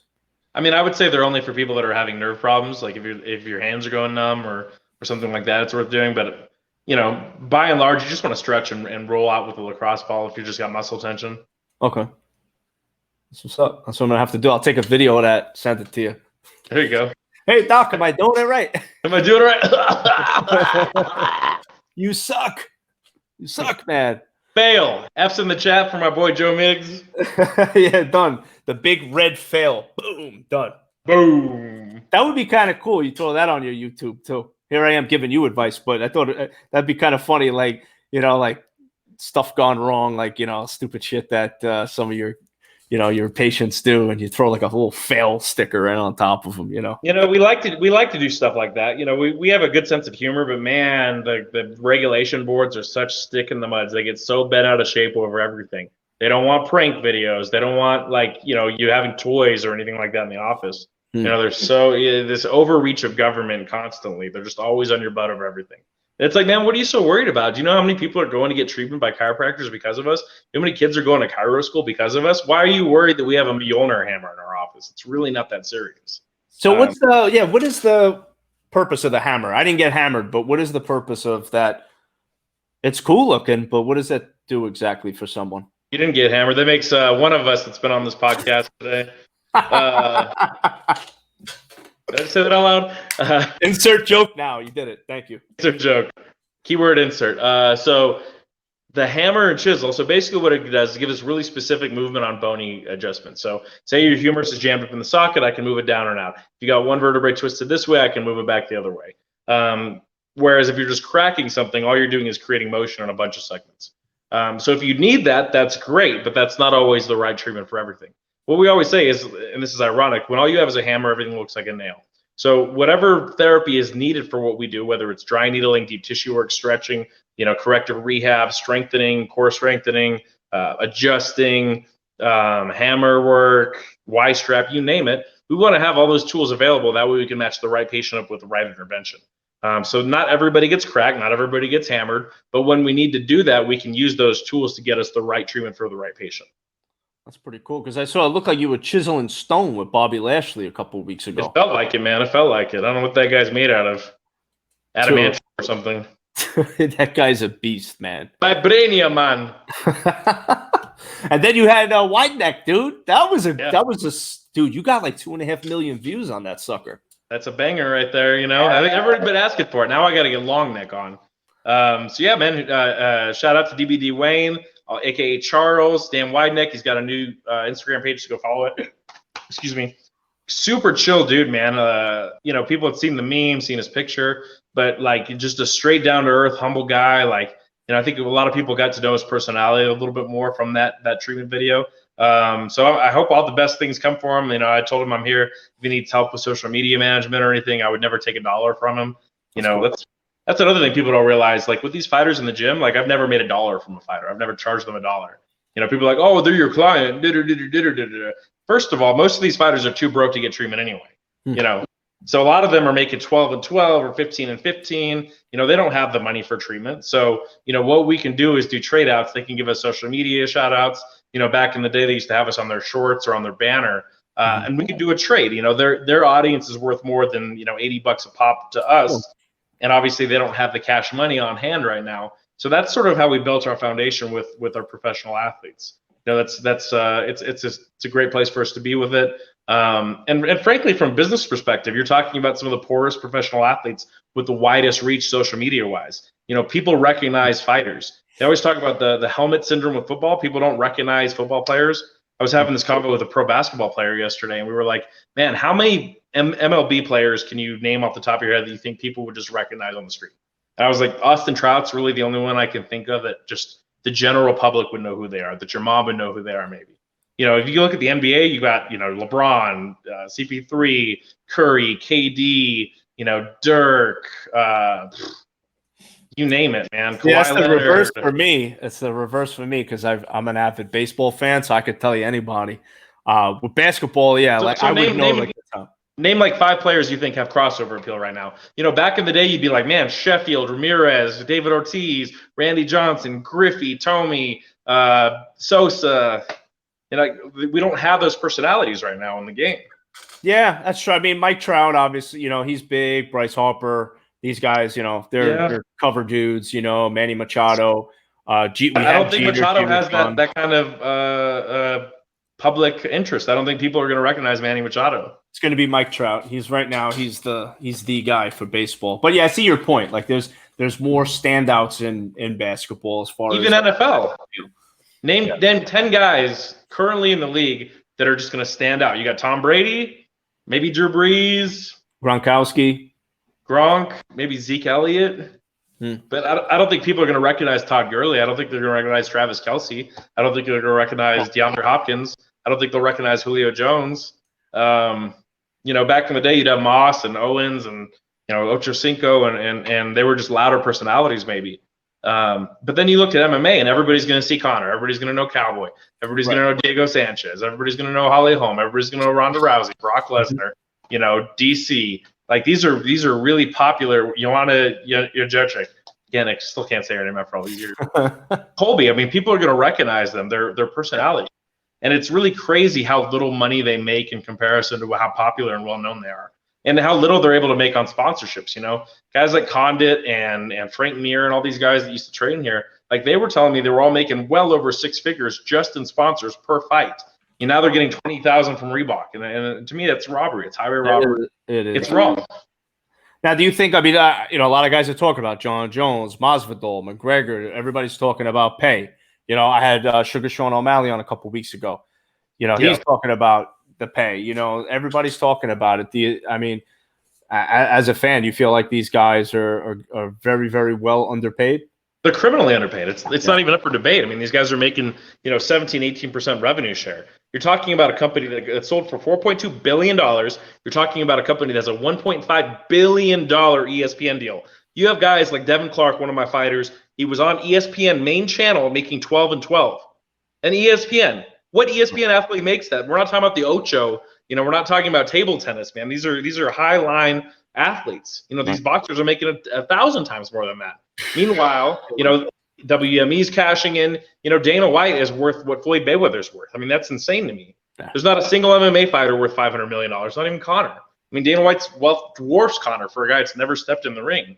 So I think they're criminally underpaid. I think they should be near 50% revenue share. They should get percentages of concessions. They should get ownership to their licensing and their imaging and their rights. They don't get $1 from the video games. They don't get $1 from the clothing, the merch stuff, the ticket sales. So Masvidal is 100% right when he says that.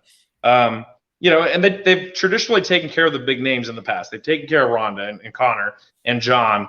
But I think even what they consider taking care of, $5 to $10 million a fight, when you see Deontay Wilder making $30 million, when you see Canelo making $35 million, you're like, who's a bigger ubiquitous star in reality? Jon Jones is a much bigger star than Deontay Wilder is. Yeah, he's more well known. He has more crossover appeal. He's been the champion for 10 years. Right. You're talking about these guys. I mean, even Conor was a bigger star than Mayweather.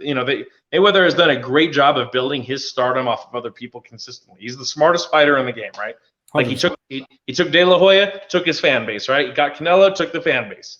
And he always got everybody right when they weren't at their peak. Got Pacquiao when he was a little older. Right. And, you stag Conor's fan base. So nobody's been able to stay relevant and pick their fights as well as Floyd Mayweather Jr. Incredibly brilliant businessman. These MMA guys you're telling me Cowboy Cerrone is only worth $200,000 a fight? Are you crazy? Yeah. That's crazy. Even if you look at the social media numbers, look at their Instagram followers. That's a pretty good insight. Like you were just saying, what's her name? Kendra has, 5-6 million. That's 6 million people interested in what she has to say, do, think. That's influence. That's real influence. Look what The Rock has. Look what these people have. Look at The Rock Obama or Trump. Dude, I was looking at, Joe Rogan's following on IG. Obviously, he's got a much greater following than what it shows on IG, but sure. 9.9 million people follow Joe Rogan. Yeah. I go to The Rock, 187 million people follow him. It's levels. Dude, I was thinking they should change the color of the checkbox at one point. When you reach certain level, it should be a red check or some shit, dude. Right? You should be at another status, dude. It's not. That's the entire population of the country of Russia follows The Rock. That's crazy. The beast, bro. So there's a lot of people like that. Taylor Swift's and Beyonce's. Yeah. The amount of influence these people have, and like I said, the Trumps, the Obamas, they have massive influence. So if you're a brand marketer, how else could you reach that many people? You're not going to reach 1 million people advertising on cable TV. Nobody watches that. So why wouldn't you target your audience to an individual who people are explicitly already interested in, and then you're reaching a much greater audience by doing that? I think that's the future, and I think people are starting to realize that. Yeah, I think so too. And there's a lot of opportunity, there's on social media to make money and collaborate and do things differently.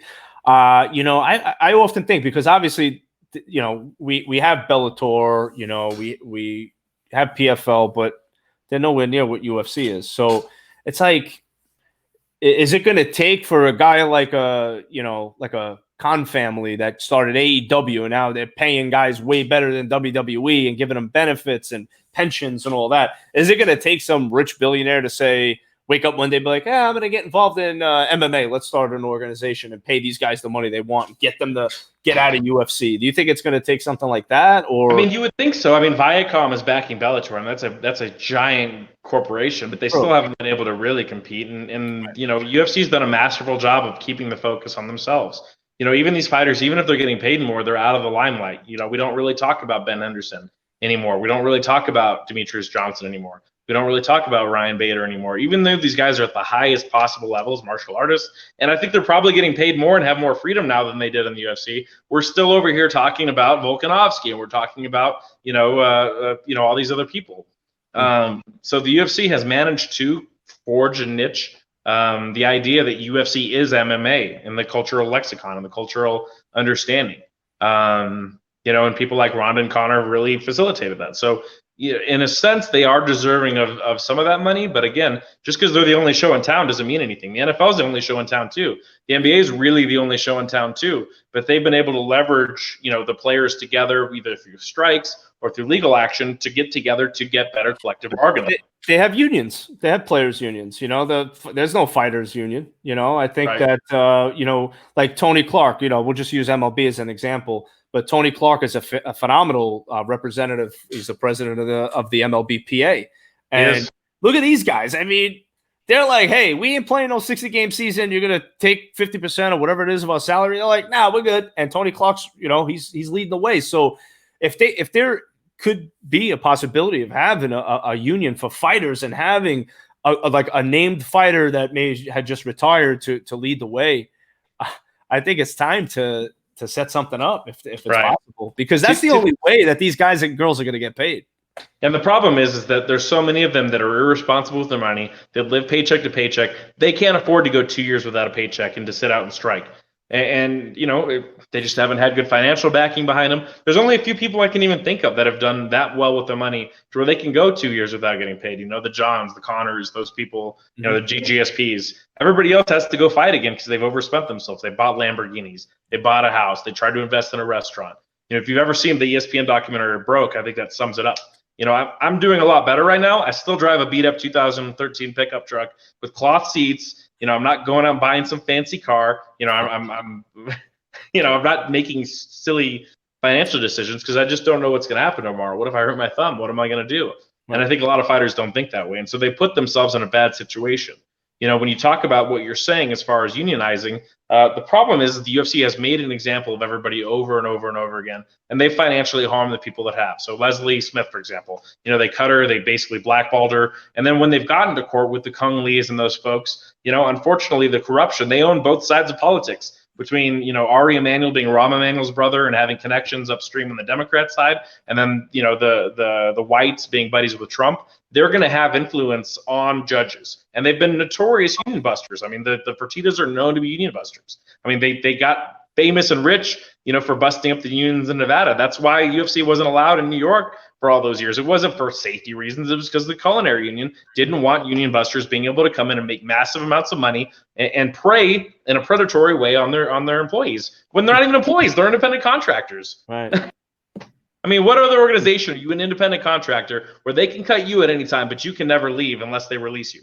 And on top of that, not only do you not get benefits, you have to wear a uniform. You also have to check in to a USADA program, which none of them agreed to upon the bylaws. I've had a lot of friends that they were taking supplements because they're working 3 jobs in the minors, and then they get a call to sign with the UFC, and they don't know what they've been taking, and now they get put into USADA. All of a sudden, they get popped for some supplement that they didn't know what it was, from 6 months prior. Now they're out 2 years.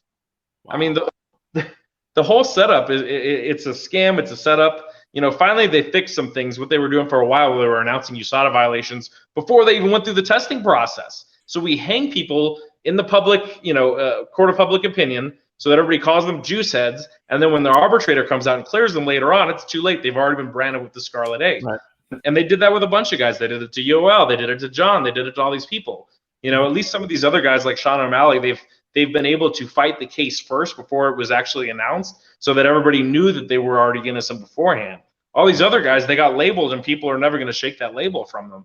So you damage the fighter's brand, which is what they want, right? If the fighter doesn't have a brand on their own, they can't really leverage anything, and they can't go anywhere else. So the whole thing, it just reeks of corruption. It always has. The way Joe Silva negotiates, I give them props for building a great organization that they negotiated the ESPN deal. They've leveraged all these things. But at some point, you've got to start taking care of the people that got you here. No. I agree with you 100%. I hope, one can only hope that, I talk to a lot of fighters, and it sucks because I think fighters are any of them happy with their pay at all? No. Not that any. I mean, I've never spoke to Conor McGregor. He'll probably be the only one that'll say he's happy with his pay. But you got to understand too, like the money he's made. Aside, like if we're gonna take sponsorship out, Proper 12, all that, and we're just gonna say, hey, MMA, but he made, I don't know what, quadruple more in one boxing fight with Mayweather than he's done in his entire career in the UFC. So that says he still had to split that with the UFC. It was like 40%. Something like that. Some crazy amount. I'm like, that's wild, man. So they made some huge number just by allowing him to fight, not because they helped it or they negotiated it. We'll let you fight, so we'll take 40%. Like, that's crazy, man. Bro, I'd have been like, listen, Floyd, let's talk about it for a second. We know the deal, Let it go 10 rounds. I'm gonna have my boys make a couple of bets. We in Vegas. Right. You know what I'm saying? Let's make it happen. I mean, that'd be me. I'd be like, hell, man, we cash in on this thing. You don't know that didn't happen. You don't know, my friend. You don't know. No, you don't know what's gonna happen behind the scenes. So that's why Boxing is notorious. That is true, man. Well, And Mayweather was throwing money all over the place. And Uncensored. He was throwing money at his friends. Hey, go ahead. Go throw fucking $500,000 on this fight. Yeah. He's smart, man. It's a crazy game. Yeah, man. What do you think about July 11th, man? Burns and Usman. Who you got there? That's a wild fight, man. I think Usman's probably the most complete champ we've seen. I know people are going to scream George, but just watching him fight, man, I think his wrestling and his tempo are more dominant than George's was. His striking is not as sophisticated, but I think he's got a much tougher chin. I mean, the guy ate a ton of hard shots from Colby, and his striking's improving a lot, man. I'm really impressed with Usman. I think he's going to be one of the hardest champions to beat out there right now. Now, that being said, I think that Burns stylistically is the toughest matchup for him. You're talking about a guy that's an ace on the ground and just fantastic jiu-jitsu, and his striking has improved too. So, we'll see what Usman wants to do, but I don't foresee him wanting to be on the ground with Burns. Who aside from Maya is the cream of the crop there. Mm-hmm. But Burns just showed us he can put on a 5-round pace too, what he just did against Woodley. So I think it's a much closer fight than people think it is. I probably lean towards Usman with the decision, but I mean, as far as stylistically, that's the hardest matchup for Kamaru Usman in the division. Yeah, I agree, man. Burns did a fantastic job with against Tyron, and we'll see, man. He smoked Maya. I mean, the guy's on a crazy hot streak right now, man. Yeah, man. He did great. I talked to him a couple of days before his fight with Tyron Woodley, and focused, a Brazilian jiu-jitsu world champion. Guy, he's the real deal, man. So I'm looking forward to it. That's going to be, the fight for me. But what's the? I know it's not going to sell like a Colby or a Masvidal fight, but I think it's a much harder fight for Usman than either of those guys. Yeah, I think so, man. I think so. For the hardcore MMA Uncensored fans, it's probably a better matchup. Yeah, I think so. I think it'll be good, and then obviously Aldo's fighting for the bantamweight title, and we got who's the co-main event? Is it? It's a great card, I think. The co-main event is it's a heavyweight fight. I can't think. I'm a little off tonight. I have to look it up now because I'm a little confused. This Fight Island thing, though, I'm really excited about it, man. Yeah. What do you think about the Peter Yan Aldo fight? Yeah, that was the one I was thinking. I don't know, man. I didn't like the way Aldo looked, in his last fight. So I'm kind of like, I'm in between. I think it's going to be a good fight, but this Yan dude looks good, man. He looks really good. He's good, man, and I really feel like Aljamain Sterling really was sort of robbed. I mean, he just showed it off last week against Corey Sandhagen, right, with the first round submission. But I mean, he's earned that title shot 5 times over. So I think it was sort of a robbery. They forced Aldo into that situation. Aldo's a legend of the sport, but the truth of the matter is, he peaked really early. He won 1 billion fights in a row. But in his last 4 or 5, I mean, the guy really only has wins over Frankie Edgar, who's also up there in age. But he's lost twice to Holloway. He's That's what's fighting in the co-main event. Max Holloway and what do you call Alexander Volkanovski? Yeah, that's going to be a good fight. Yeah, the first fight was a good fight too. I guess we'll see. Styles make fights, right? So if those leg kicks add up, you might see the exact same thing. We'll see if Holloway has something different in the game plan. I don't see Max as a guy that changes his style up that much. He's a guy that beats you with volume. He's got great pulls and great 1-2s and some leg kicks, and he's got good grappling too. But styles make fights, man. Like Volkanovski, I think might just be his kryptonite. So I kind of see it going very similar to last time, where Volkanovski just sort of outpoints and beats him up with leg kicks. Slows down his motion, and people don't realize, even though Max is 5'11", he's really tall for that division. He has kind of short arms, and he's not able to cover that distance against somebody who also has really good footwork. because Max Holloway has elite level footwork, but in the 2 fights where he's fought guys that were longer rangier, or in this case as athletic as him, he's struggled to manage the distance. Poirier's got a 74-inch reach, so he was able to cover that distance and boxing range more against Holloway. And this time, Volkanovski, being such a great athlete, moving with his feet, was able to stay at distance and keep away and manage that range with the leg kicks. So styles make fights. That might just be, Max Holloway's kryptonite. I hope Max wins. I'm always going to cheer for an American over an Aussie. So I hope I'm wrong, but I kind of see it going that way. Yeah, we'll see. I like Max a lot. He's such a cool dude, man.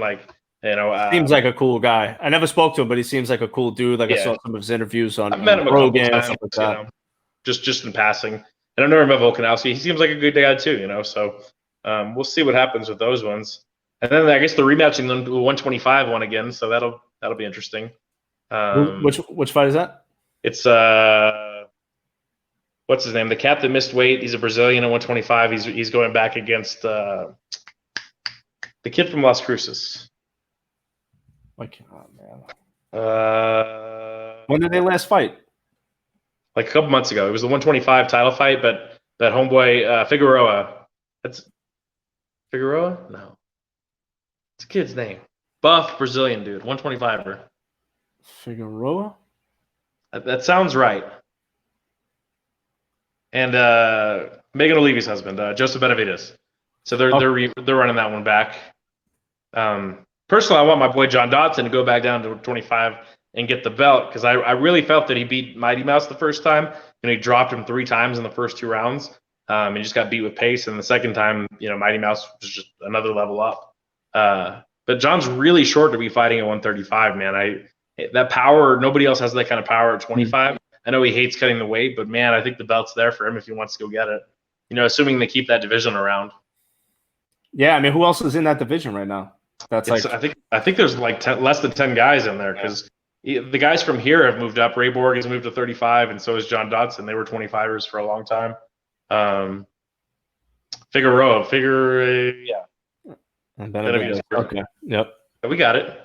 Thanks, Chris. Chris, man. Chris in the chat. Chris coming in clutch. He's behind the scenes tonight. Yeah. So, again, same thing. I'm going to cheer for the American. I think there's a big difference in athleticism and size there. And I think Benavides, he's 36, probably 37. That's pretty old for those lower weight classes, man. The older weight classes, guys tend to hang around a lot longer, the 205s and heavyweights. Heavyweight guys are 42, 44 all the time. You got your Overeems, you got your, DC. Well, they got that old man strength at that age, man. So, right. You don't really need the speed like you do in the lower weight divisions. So, right. And it's kind of like we were talking in boxing. Some guys' style leads them to be able to fight forever. Guys that are fundamentally sound, like Floyd Mayweather, he can fight until a long age, because not only is he fast, but he's fundamentally sound. When you have somebody that's the best athlete there's ever been in boxing, like Roy Jones, he can beat everybody. But as soon as he loses a half of a step, that head movement where he would get out of the harm's way, now he can't do it anymore. Right. And that can be really traumatic to people that rely on their athleticism, once they get a little older, because Father Time is undefeated, man. Nobody can beat it. Unless you're Bernard Hopkins, because that guy's a beast, man. Well, same thing. Bernard Hopkins, he lasted a long time. Fundamental fighter, great clinch work, great defense, just like Mayweather. And that's that'll last forever, man. Tyson's another guy that really relied on explosiveness, and speed. And as soon as that kind of went away, he was getting pieced up. Yeah, he was. And then he was fighting much bigger guys, Lennox Lewis, Holyfield. I think Holyfield didn't. I think Tyson was kind of exiting his prime as Holyfield had just a little bit left. Because I think if they met prior, are they the same age? No, Tyson's 53 and Holyfield's 57. So 4 years older. But I think that if Tyson, pre-prison Tyson, would have beat Holyfield, but they were supposed to have that fight, and then Tyson went to jail. So I think, before everything happened with, Cus D'Amato passing away, everything changed for Tyson. I think if it was Cus D'Amato Tyson, he's gonna beat Holyfield. But yeah, man, I don't know. I'm one of the heretics when it comes to that. I love everything that Mike Tyson stands for. You know, coming from the slums and becoming a champ. To me, he didn't fight anybody in the 80s. You know, you're fighting Tiny Leon and Michael Spinks, and you know, you fought Holmes when he was really old. And the only real fighter you fought in that prime area was a Buster Douglas, and that didn't go that well.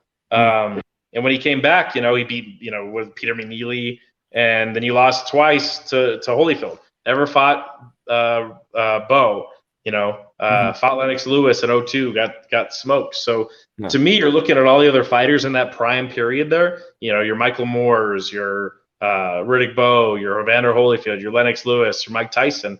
If you look at how those guys fought against each other, you know, Lennox Lewis was the best of that group. He beat everybody but Beau. Tyson didn't beat any of those guys. You know, Holyfield smoked Buster Douglas, and Buster Douglas had the greatest night of his life. But you know, Tyson was very similar to Ronda Rousey, right? Very, very, very similar. This quick finish, cult of personality, not a lot of heavy competition early on, sort of protected, sort of picking and choosing winners. Style is fairly basic, and once you sort of figure it out, which Holyfield and Lennox Lewis did, they were able to beat him. And you know, Lennox Lewis and Mike Tyson can fight 10 times. Lennox Lewis is going to beat him 10 times. I don't see a Tyson really ever beating Holyfield either. You have an in-fighter that's able to throw hooks, that's able to frustrate you, and they're not scared. They're not backing up, because when you guys are backing up with their chins in there, Tyson's going to put them away. But he never fought physical specimens. Maybe Razor Rock, maybe. During that prime area. But this guy was 23 when he went to prison. What do you mean his prime? Whose prime is before they're 23? Your athletic prime is 27 to 31. You know? Right. But I'm the heretic. I love Mike Tyson. Don't get me wrong, but I feel like the mythos of Tyson exceeds the actual on paper, and the cultural influence exceeds the actual on paper accomplishments, personally. Yeah, and that's been the conversation for so long about Tyson, you know, about his career. He was the most fierce, you know, it was the most fun to watch. There was the quick finishes, but when he was tested, you know, we saw what happened. And he was tested. You know, we never got to see Vladimir tested. We never got to see Larry Holmes tested. Vladimir got tested against Joshua. You know, Joshua. I guess so. You know, but also that's is that tested, or is that just the end of their era? Like, who knows? 42-year-old Vladimir getting beat by a young up and coming kid that's 25, 26 killer. Yeah, but although I don't think that's timing. But Larry Holmes beating up Ali, like, okay, cool. You know, or even Holyfield beating up Holmes or Foreman. Because you're fighting the name, not the guy anymore. You know, it's a different stage of the game. Now we got some different players. When we talk about the heavyweights today, we got Deontay Wilder, we got Tyson Fury, we got Anthony Joshua, but I don't think Anthony Joshua was really in that conversation. Ruiz. You're not going to include him in the elite? I want to, because I like him, but the guy, like, to me, when you're a fighter, you're training your ass off, and I thought it was very disrespectful to the sport the way he handled himself. And the guy, I mean, he admitted it after the fight, but he was you just won the world title. He comes for the rematch to defend it. He's in horrible shape. I mean, and he admitted it after the fight. He was like, I went out, I partied. I mean, come on, dude. Like, here's your shot. Here's your chance. So for me, like, he's got a little redeeming to do for me. I think I want to see him get back into shape, and because he does have the talent. He's got the power, but great hand speed, you know, and a likable guy, a marketable, like, he could be something. And good fundamental boxing too. He's just got it's like in shape BJ Penn, man. Dude, and first ever Mexican heavyweight champ. That's big stuff. You know, that's big stuff. That's cool stuff. So I'd like to say I want to include him, but I'm not going to include him yet. Maybe him and I don't know. There's somebody that he could fight right now, I think. You know, maybe throw him and Deontay in the ring and see what happens, because Fury and Joshua just signed a 2-fight deal. Right. You know, it's crazy too, because, you know, obviously I'm biased and I tend to cheer for Americans. To me, I thought Deontay Wilder won that first fight with Tyson Fury. You look at the damage, the knockdowns, you know, the total accumulation. I have a hard time scoring that one for Tyson Fury. But the way Tyson Fury rebounded and how dominant he was in that second fight, he has figured out Deontay Wilder. And I don't see any possible way in a rubber match that Deontay is going to beat Tyson Fury going forward. And I don't think, we sort of seen Joshua end up a little more chinny than we thought too. I think Tyson Fury's the guy right now. And I just see any of those other three guys, beating him anytime soon, at least in this version. If he blows up to 400 pounds and becomes fat again, or, whatever slides backwards, then they might be able to pick him off. But if he shows up like he did in that last fight with Wilder, I don't see any of those three guys being able to beat him. Totally different fighter. I mean, the first fight, what I saw was that the first fight with Fury and Wilder, we saw the Ali style Fury. He likes to bob and weave. He likes to shuffle. He likes to, put on a show, right? Now that got him as far as he could. Obviously, he made it to the end, barely, right? But he put himself in harm's way with that style. And Deontay, credit to him, he's got a super powerful right. So, yeah, that's why he got put on his ass twice. But when Fury came back that second fight, there was no show. It was all boxing. Yeah, and like you said, when he straight boxed Deontay, it was his fight. Dominated. Dominated. And that hurts me so much because I'm so proud to be an American. And I love the Bronze Bomber, man. That's one of my favorite fighters of all time to this day. And then I just gotta listen to all these British guys tell me about how much better their boxers are than American boxers. Drives me nuts, but the facts are the facts, man. Tyson Fury's on another level right now. Yeah, and don't I like Deontay. I think he seems like a cool dude. He's a powerful guy. He's a naturally powerful guy. Boxing skills, and he's probably out of his weight class, man. The guy's 212, 210. Yeah, he could be light heavy. I mean, he could, but he's so powerful he could fight heavy. And right. it's pretty crazy. Dude, crazy to see. But maybe he did knock Tyson Fury out, and then Homeboy went full Undertaker and just sat up. He sat up, bro. But dude, we were celebrating. We're like, yeah, he got him, and all of a sudden, ding. Yeah, we're like, no. Dude, that's who you got. I don't know if you cracked him yet, but you got to get the Undertaker. He's retired now, so I think he's going to be trying to do some different things now. Yeah, that's what I got to do. Put that on the board. Get the dead man, bro. Joe Migz is giving us the ideas here. The dead man on Dr. Beau. I want to see it, dude. That's right. Am I going to make the cut, or am I going to be on the B side?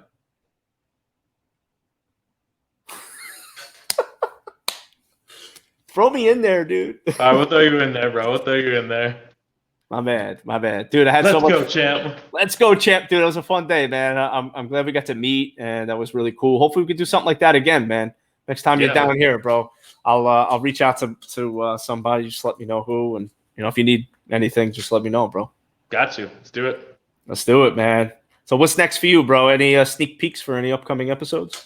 Sure. We got Holyfield, Roy Jones, Shanna Briggs, Rumble Johnson. Those are all in the queue, so we got to get those edited and out at some point, And we got a bunch of guys we have plans to work with too. So I'm not going to release those names until we get the actual videos out. Make sure you go watch Wide Neck on the YouTube channel, on the Facebook page. Show us some love. We're almost at 1 million subs. If you're out in Vegas, make sure to go see my boy Carlos at Elite OSM Las Vegas. Nice. It's in Extreme Couture, so for all you LA folks, Vegas folks, you can get this kind of therapy local. Go see him. That's what's up. Dr. Beau Hightower, the world's #1 chiropractor.